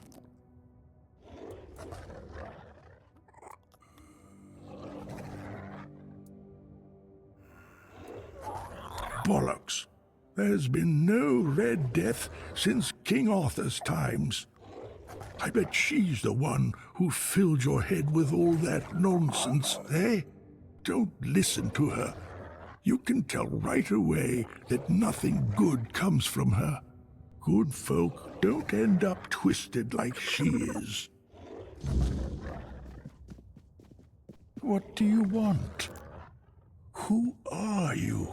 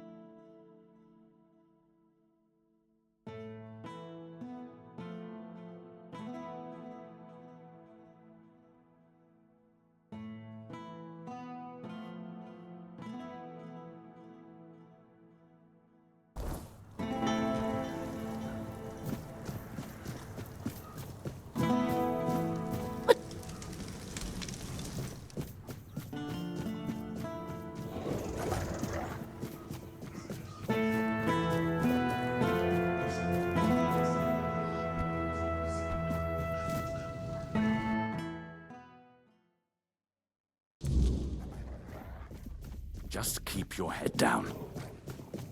What is it?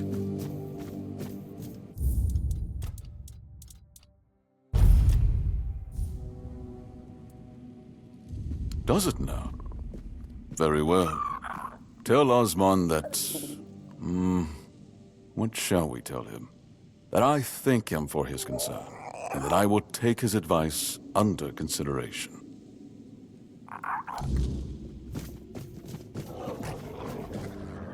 Ah, you need something?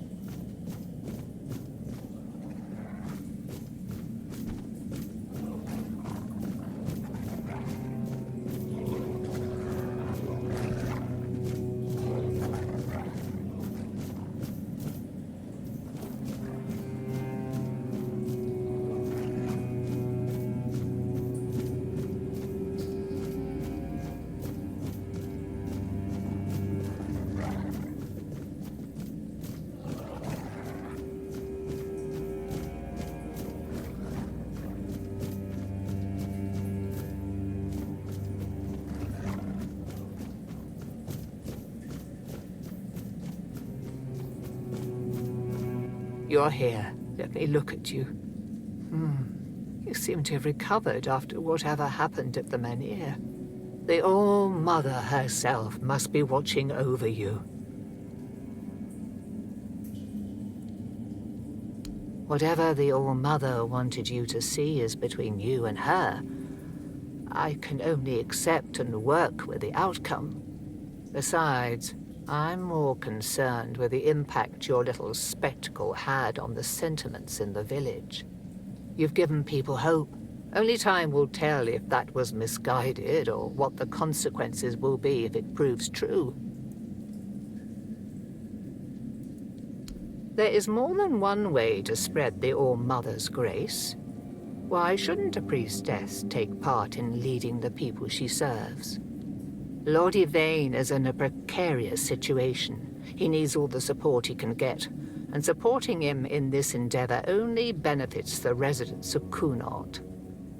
Besides, my apprentice Ailey is very talented and can handle all the matters that require a more hands-on approach perfectly well. The hospital will manage without me for a little while longer. Ailey is more capable than she realizes. Here lies Lady Maeve, wife of Lord Yvain, Tarion, my dearest friend. The one I couldn't help. I'm wondering the same. I thought I'd find solace or perhaps even grief, but all I feel is numbness. All-Mother guide you. May the All-Mother...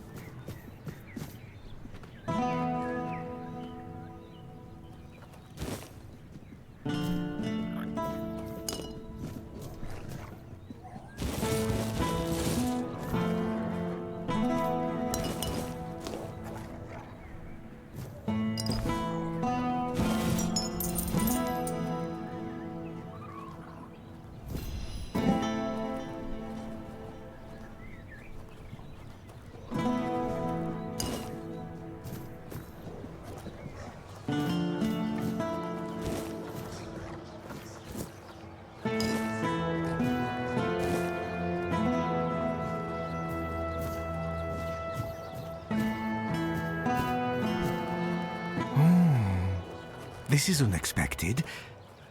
You look beautiful, you know, and you have a beautiful soul. Maybe even more than just one. I can hear them fluttering. I see their soft shimmer. Will you show me? Show me, show me.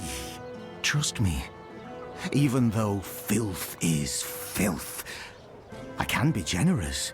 I want to be generous. I want to be good. And you should feel special. That could happen. Souls, trinkets, all those that belonged to others, but are now yours, because you dared to reach for them. For you. A blessing of sophistication, or perhaps splendor. For those who have had something taken away, a blessing of absence. Even lack can be worth experiencing. Deeply and intensely. Coins, items become coins. They gain a soul. A man who is a scavenger, whether he's filth or not, also possesses a soul. Strong, shimmering, fluttering. A soul that yearns. Nothing more than a mongrel. Filth. Yet I could just as well be a lord, reigning over the streets of Cuanacht. But no, that would be too much. The streets belong to everyone, along with their mud, sorrow, and cold. Filth. Both a name and a title. One cannot forget about titles. There were people who made filth aware of my own filthiness. Good people. People who showed me the right way. Let it feel special. And beautiful. Oh, and one more thing. If you have anything that once belonged to someone else, I'll gladly take care of it.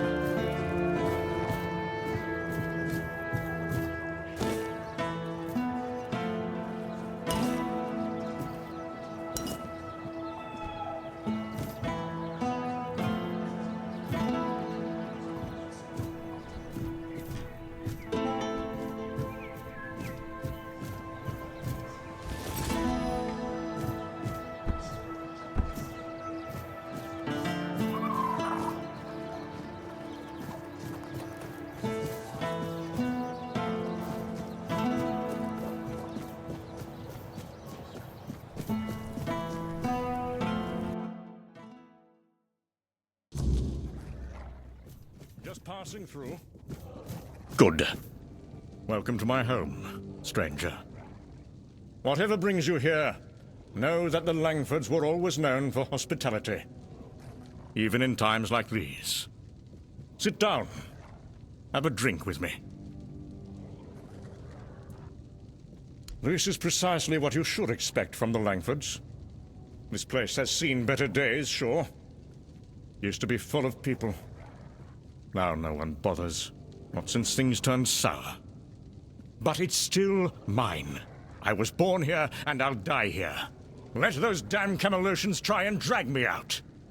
That said, do you have anything we could drink?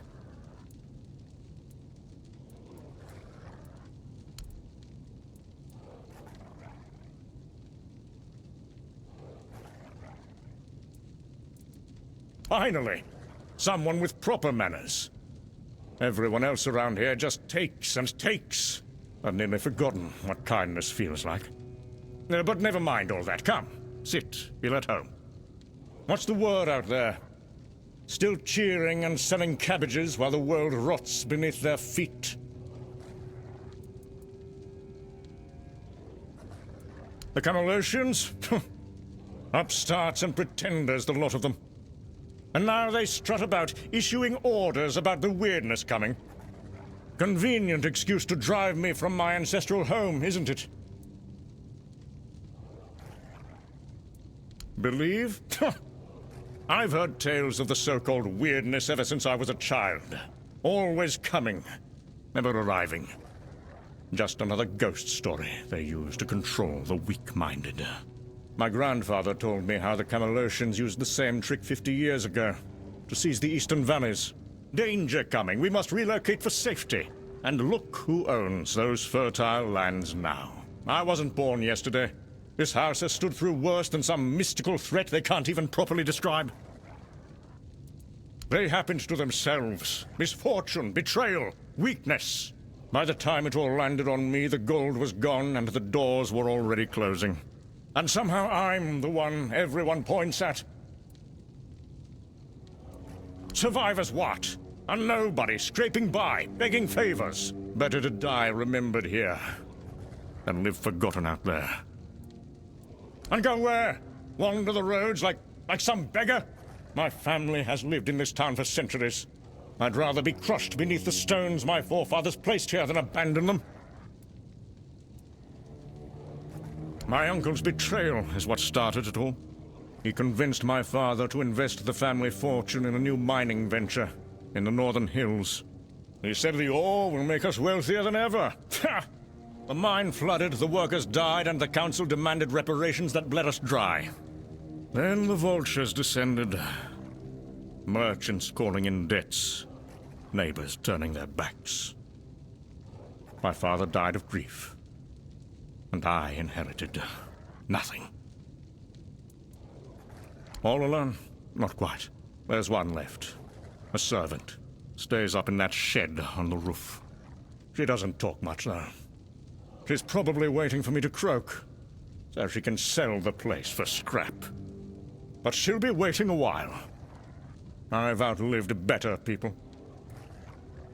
Leaving already? Well, I suppose that's to be expected. Everyone leaves in the end. Go on, then. Back to your important business. But tell others what you saw here. The last Langford, holding his ground, while the world crumbles.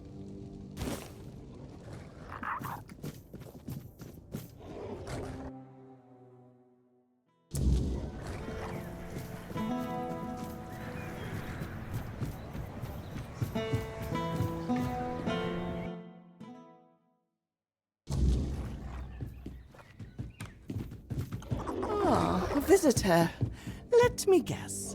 You've been chatting with the last great Langford downstairs? I could hear his booming voice from up here. Always the same stories, the same complaints. Sell it? To whom? This place is worth nothing but memories and rot. And if I wanted him dead, I wouldn't have spent 30 years cooking his meals and washing his clothes. So, I've heard he told you about the betrayal, the mine, his poor father dying of grief. You want to know what really happened? So, I've heard he told you about the betrayal, the mine, his poor father dying of grief. You want to know what really happened? There was a mine. That much is true. But it wasn't his uncle's idea to dig. It was his. The last great Langford heir, barely 20 and already gambling away the family fortune in Camelot taverns. The mine was his desperate attempt to recover his losses. He ignored all the warnings, water pockets, old miners who refused to work there. He hired desperate folk who didn't know any better. When it collapsed, 27 miners died, and not a single coin was spent on their families until he was forced to pay up. He blames everyone for his family's downfall except himself. Sir Senric was a good man. He didn't die of grief. He died trying to make things right. Traveled to every family that lost someone, offering what compensation he could. Worked himself to exhaustion trying to salvage the family name. The night he died, our noble heir downstairs was passed out drunk in the gambling halls of Camelot. Didn't even attend his father's funeral. The Camelotians offered to help. Some lady wanted to pay half of his debts out of respect for his father. The young drunk threw a wine bottle at her and called her a vulture. There were 12 of us left when things got bad. Loyal folk who stayed even when the pay stopped. For months, we used our own savings to keep food on the table. His table, mind you. Then winter came, and the food stores were empty. The old groundskeeper froze to death in his cottage because the Lord needed the firewood for himself. The others left one by one. Only I remained, foolish old woman that I am. Not for him, for the promises I made to his father. Watch over my son, Lord Senric asked me as he lay dying. He is lost, but perhaps one day he'll find his way. 30 years I've waited for that day. But now, with the weirdness coming, even promises must sometimes be broken. He knows it's real. That's the most pitiful part of his charade. Sometimes at night, I hear him at the east window, watching the mists with a spyglass, whimpering like a child. But to admit that it's real would mean admitting the Camelotians are right, and he'd rather die than do that. Last week, it took the old mill at the edge of town, turned it inside out. Stones became light as paper. Water flowed upward. Whatever you decide to do, don't linger too long. Some ends come whether we're ready or not. I've packed my things. Soon I will leave, with or without him. I fulfilled my promise for long enough. And why would I want to leave with him? I think I've carried this burden for long enough. That's the cruel truth of it, isn't it? 30 years I've kept him alive. And what thanks have I gotten? None. But you're right. He wouldn't last a week without someone to cook his meals and tend his fire. Even his self-pity needs an audience.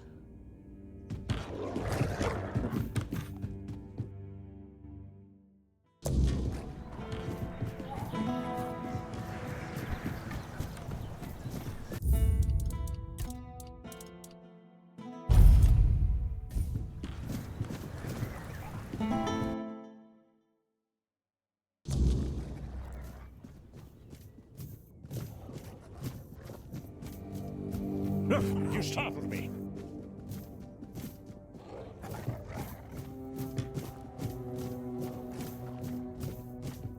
Back so soon? Found nothing worth stealing upstairs, I take it. That old crow. Don't believe a word she says. Been addled for years. Probably told you I'm some kind of monster, did she?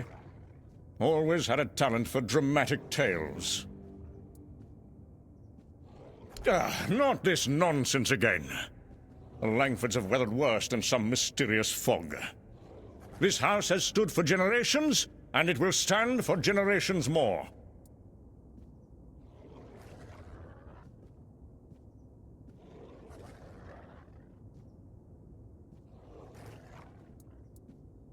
Begging? How undignified. The Langfords respond to reason and respect, not to pitiful pleas. Your concern is noted, but unwelcome. This is my home, and here I remain. Go, if you're so convinced of this danger. Join the other cowards.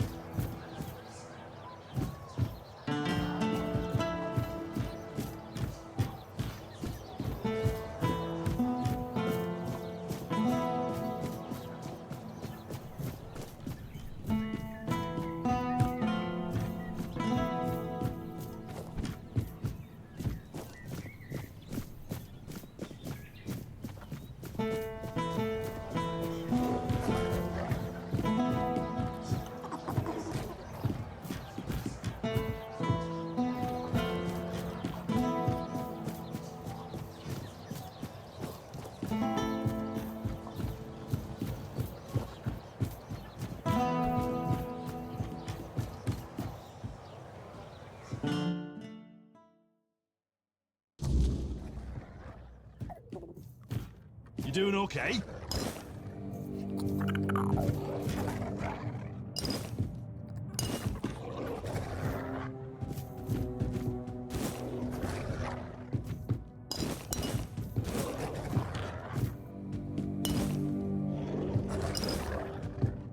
Always a pleasure to see you.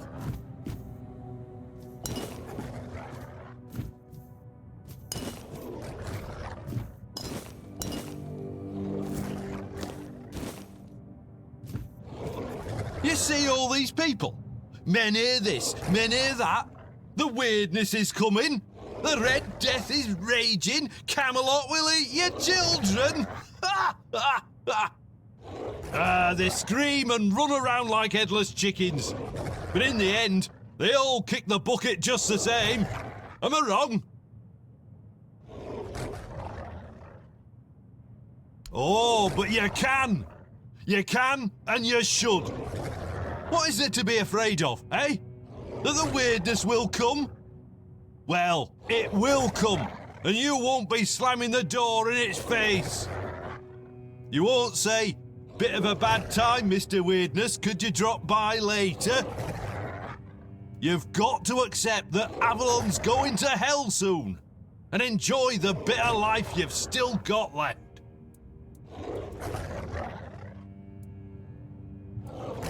Interesting. I call it bloody stupid. I traded some noble brat for it. Give him a bow. He said he'd need it when Camelot tries to take the men here by force. Poor fool thinks that's what matters. You can't explain it to someone like that. If you think it's stupid, why did you take it, eh? Exactly because it's stupid. One look at it, and my face lights up. Life's bloody dumb. We pull serious faces and pretend it's not, while the gods fart on us from above and burst out laughing. So I figured I'd just join in. Before I took up smoking full time, I was Yvain's huntsman. Oh, don't look at me like that, it's true. Hunted game every day. Now and then I organised proper ceremonies for the Lord and his court. Oh, you should have seen it. Special garments, dogs, falcons, nobles everywhere. And me in front, leading, teaching. Ha ha! Oh, those were the good days. The men here's weakened. The forest's got less game. And there's more filth crawling out of the weirdness. So Yvain called off the hunts. Too dangerous. That bastard, with those words, he took away the greatest joy I had. So I thought, sod it. And now I sit here and indulge the second greatest joy. Oh, off you go then. Go do something foolish while you've still got the strength. Ah, oh.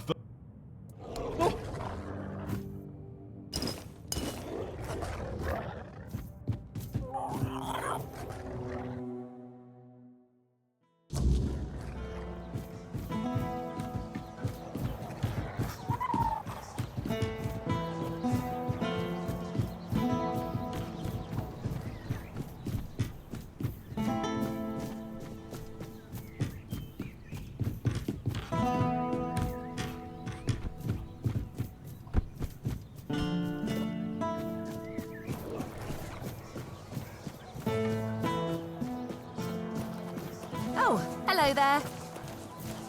Good to see you.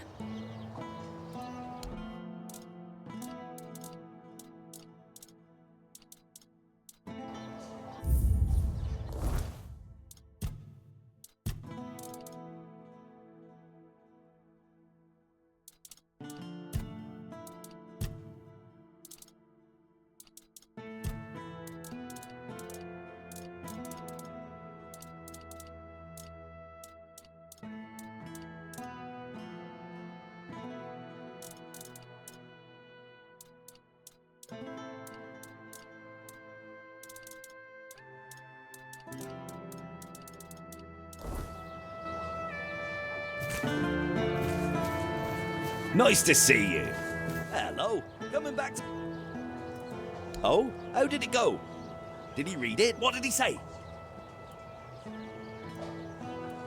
Ha! You see? I always say when someone speaks sense, even a lord perks up his ears. Good work. Here's the payment I promised. Hello again. What do you need today?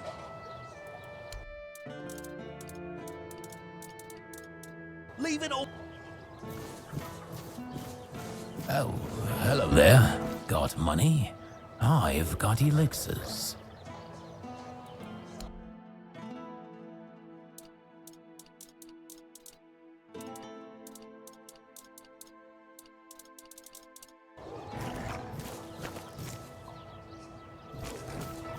Nice to see you. Hello again. I've got everything you didn't know you needed.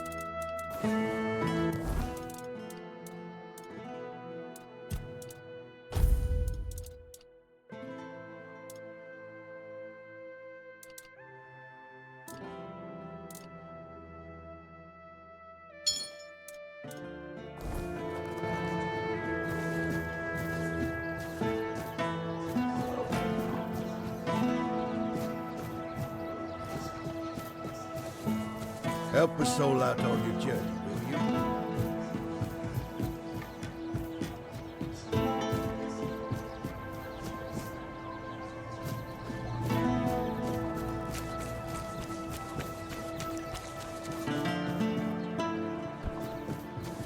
Help a soul out on your journey, will you?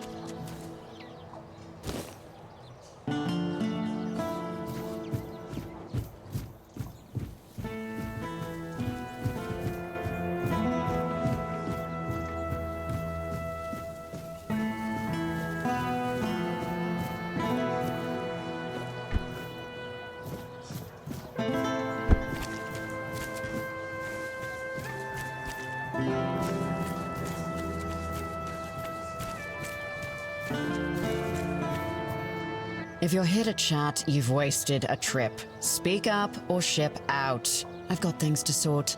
Well, are you standing there for a reason, or is the scenery here all that captivating? Jobs. Check the notice board outside. There's always something that needs doing, and I don't have time to spell it all out. Can you read? Can you lift more than a feather? Then there's work for you. Pleasant is for feasts and fair days, neither of which you'll find here. I'm here to keep us supplied and alive, not to make friends. If you need coddling, you've come to the wrong place. I don't know where all that eagerness comes from, but I'm starting to think if I had 10 of you, my job would be a whole lot easier. And as it happens, I might have something for you, though it's a little different from what you've been doing so far. It seems that over the past few weeks, some of our supplies have been going missing. Just small amounts, and I'm not gonna lie, I didn't even notice at first. But when I checked the books at the end of the month, the numbers told the truth. Someone's been stealing the Legion supplies, and I won't stand for it. At first, it was mostly just food, so I figured it must be rats and set up some traps. But not only did the traps turn up empty, the next time I checked, a hammer, a saw, and a couple of knives were missing too. I don't know about you, but I've never heard of a rat that can chew through iron. I thought I did. One of the lads, Percy, volunteered to guard the supplies. Seemed like a decent enough guy, but, well, I guess I was wrong. The next day, Percy was gone, and with him, even more of the supplies. His mates swear he'd never do that. They say that the army was his entire life, but I find it hard to believe. The problem is, the thefts haven't stopped, so I'm guessing he had some accomplices. In the storefront nearby. Maybe you'll find something, because I am all out of ideas. I'm Shine, quartermaster of Camelot's Legion here in Cuanacht. My job is making sure this Legion doesn't fall apart from lack or neglect. A thankless job, let me assure you. Legate Denholm runs the show here, and I make sure his boots are on solid ground. He's got a head for strategy and a heart for politics. He dreams of dragging Cuanacht out of the muck and into Camelot's arms. I just keep the wheels greased, so his grand plans don't grind to a halt. My story? Huh. It's locked up tighter than our armory and just about as useful to you. Focus on what you need to do, not on digging up dirt.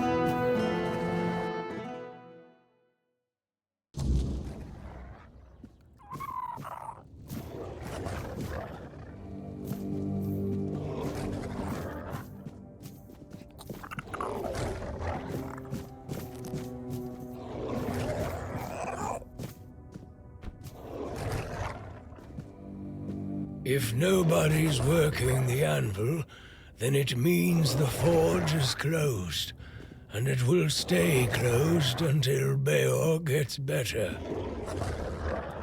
A woman happened. He was chasing after some girl he thought the world of. Almost ended up shuffling right off this mortal coil. One time he went to see her and didn't come back for 2 days. I looked for him all night. It was only in the morning that I found him. He was all the way on the outskirts of Cuanacht. Alive, but barely. Afterwards, he seemed to be getting better.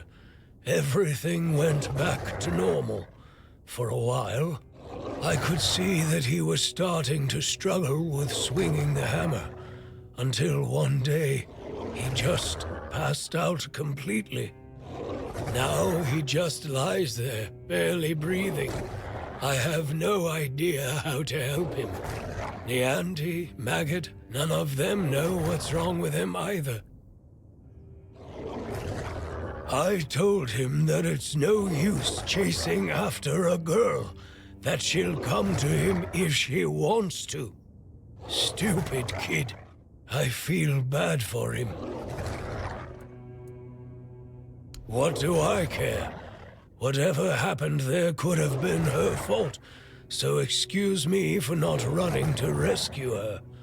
I only know that she wasn't from here.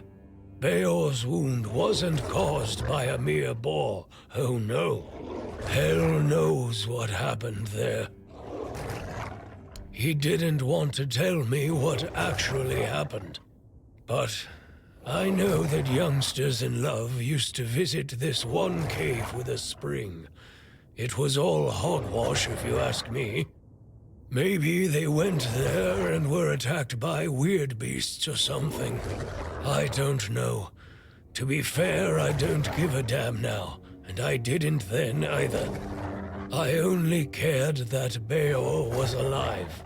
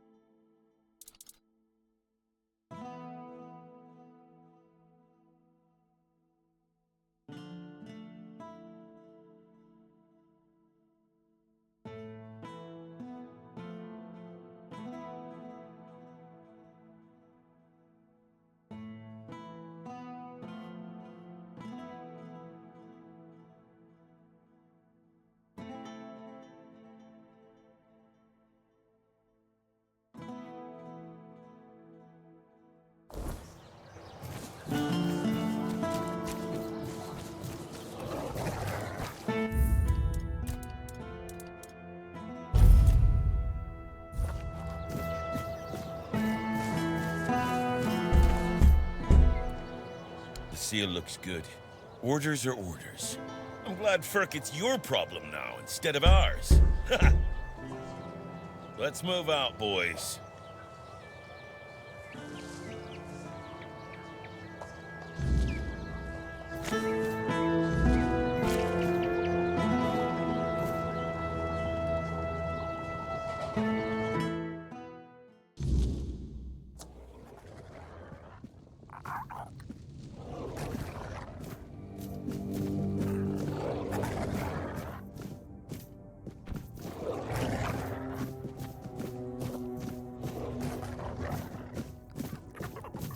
Who are you? Did Camelot send you? I'm not talking to those thieves. Get lost.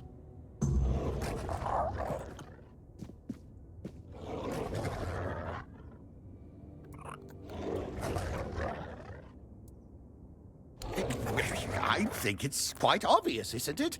They're harassing an honest inventor. First, they stole my entire life's work, and now they show up with grievances. I'm not giving them anything, and I'm not letting anyone in either. Oh, aye, it did. And no surprise there. They've only got themselves to blame. They barged in here and grabbed everything that wasn't nailed down. No, actually, they even prized loose the things that were nailed down and took them too.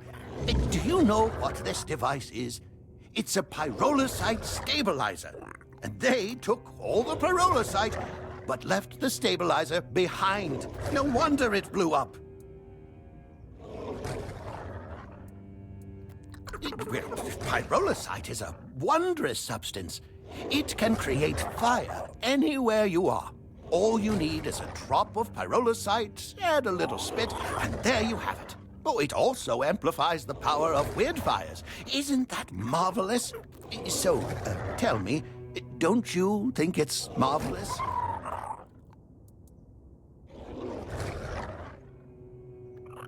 Exactly! But all great inventions need painstaking preparation. It takes years of experimentation to make them safe for use. As you can see, my pyrolusite isn't stable yet. That's why the stabilizer is essential. Without it, it's still a dangerous substance.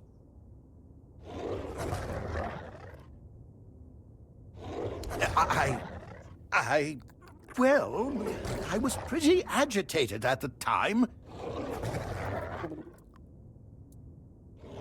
Exactly. It's their own fault. All I want to do is keep living my life and to keep creating. They should just return what they stole. Then they won't have to worry about their safety.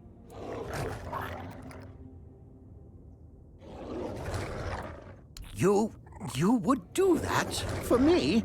A stranger in Cuanacht and not even from Camelot? Thank you. Whatever happens, thank you for acting as our intermediary. I think we could all use an impartial perspective on this entire tragic situation. Goodbye. It was nice talking to someone normal for once. And? What? Goodbye.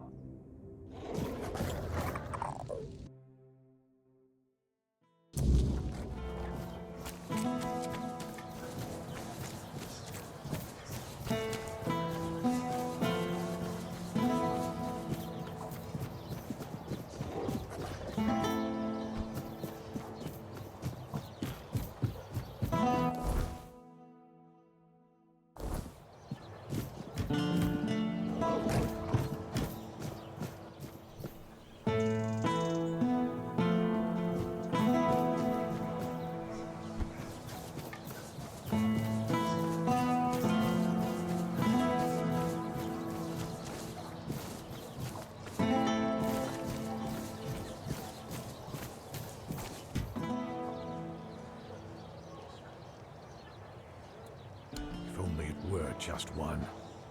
Sorry. You're talking about the poor man in hospital, right? He's a scout.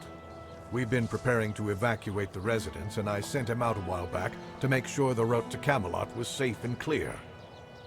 Looks like he tried to take a shortcut through the waterworks. That's where they found him, babbling and talking nonsense. The weirdness must have caught him.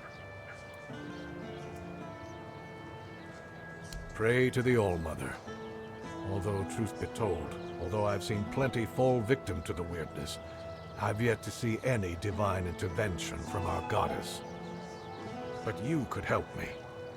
You look like someone who's seen a fair bit of Avalon and isn't afraid to travel alone. I could use someone like that to finish the job my scout couldn't complete. Of course, you'd be properly compensated. Take the road to Camelot, all the way to the Iron Gate, and report back on whether it's clear. Handle any smaller threats yourself, and tell me about any larger ones. The sooner the better. Think you can manage that? Great. Head out then. No need to write a report. Just come see me when you're back. What's happening with Verket? Is he going to surrender? Or do I need to use force?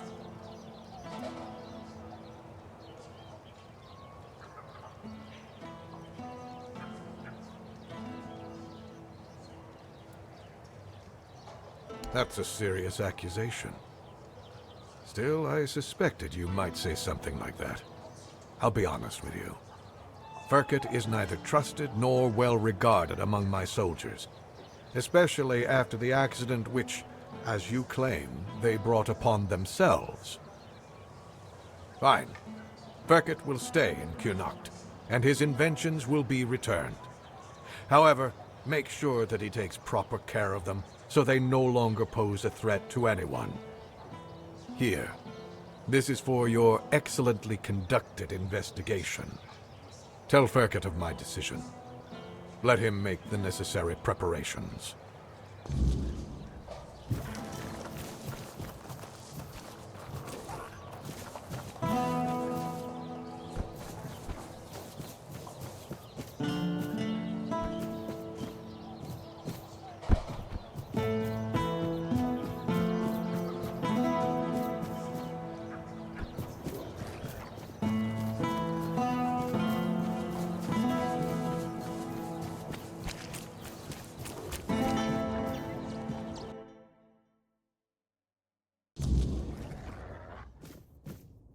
And?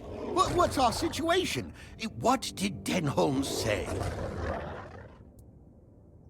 Oh, so does this mean Camelot still has a working brain among its ranks? Incredible.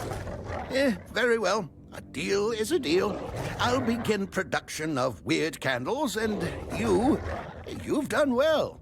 In return, I'll offer you a discount on my products and allow you to use my house. Feel free to cook and sleep there whenever you like. I rarely indulge in those distractions. But remember, never, ever interrupt my work. Oh, it's you. How can I help you today?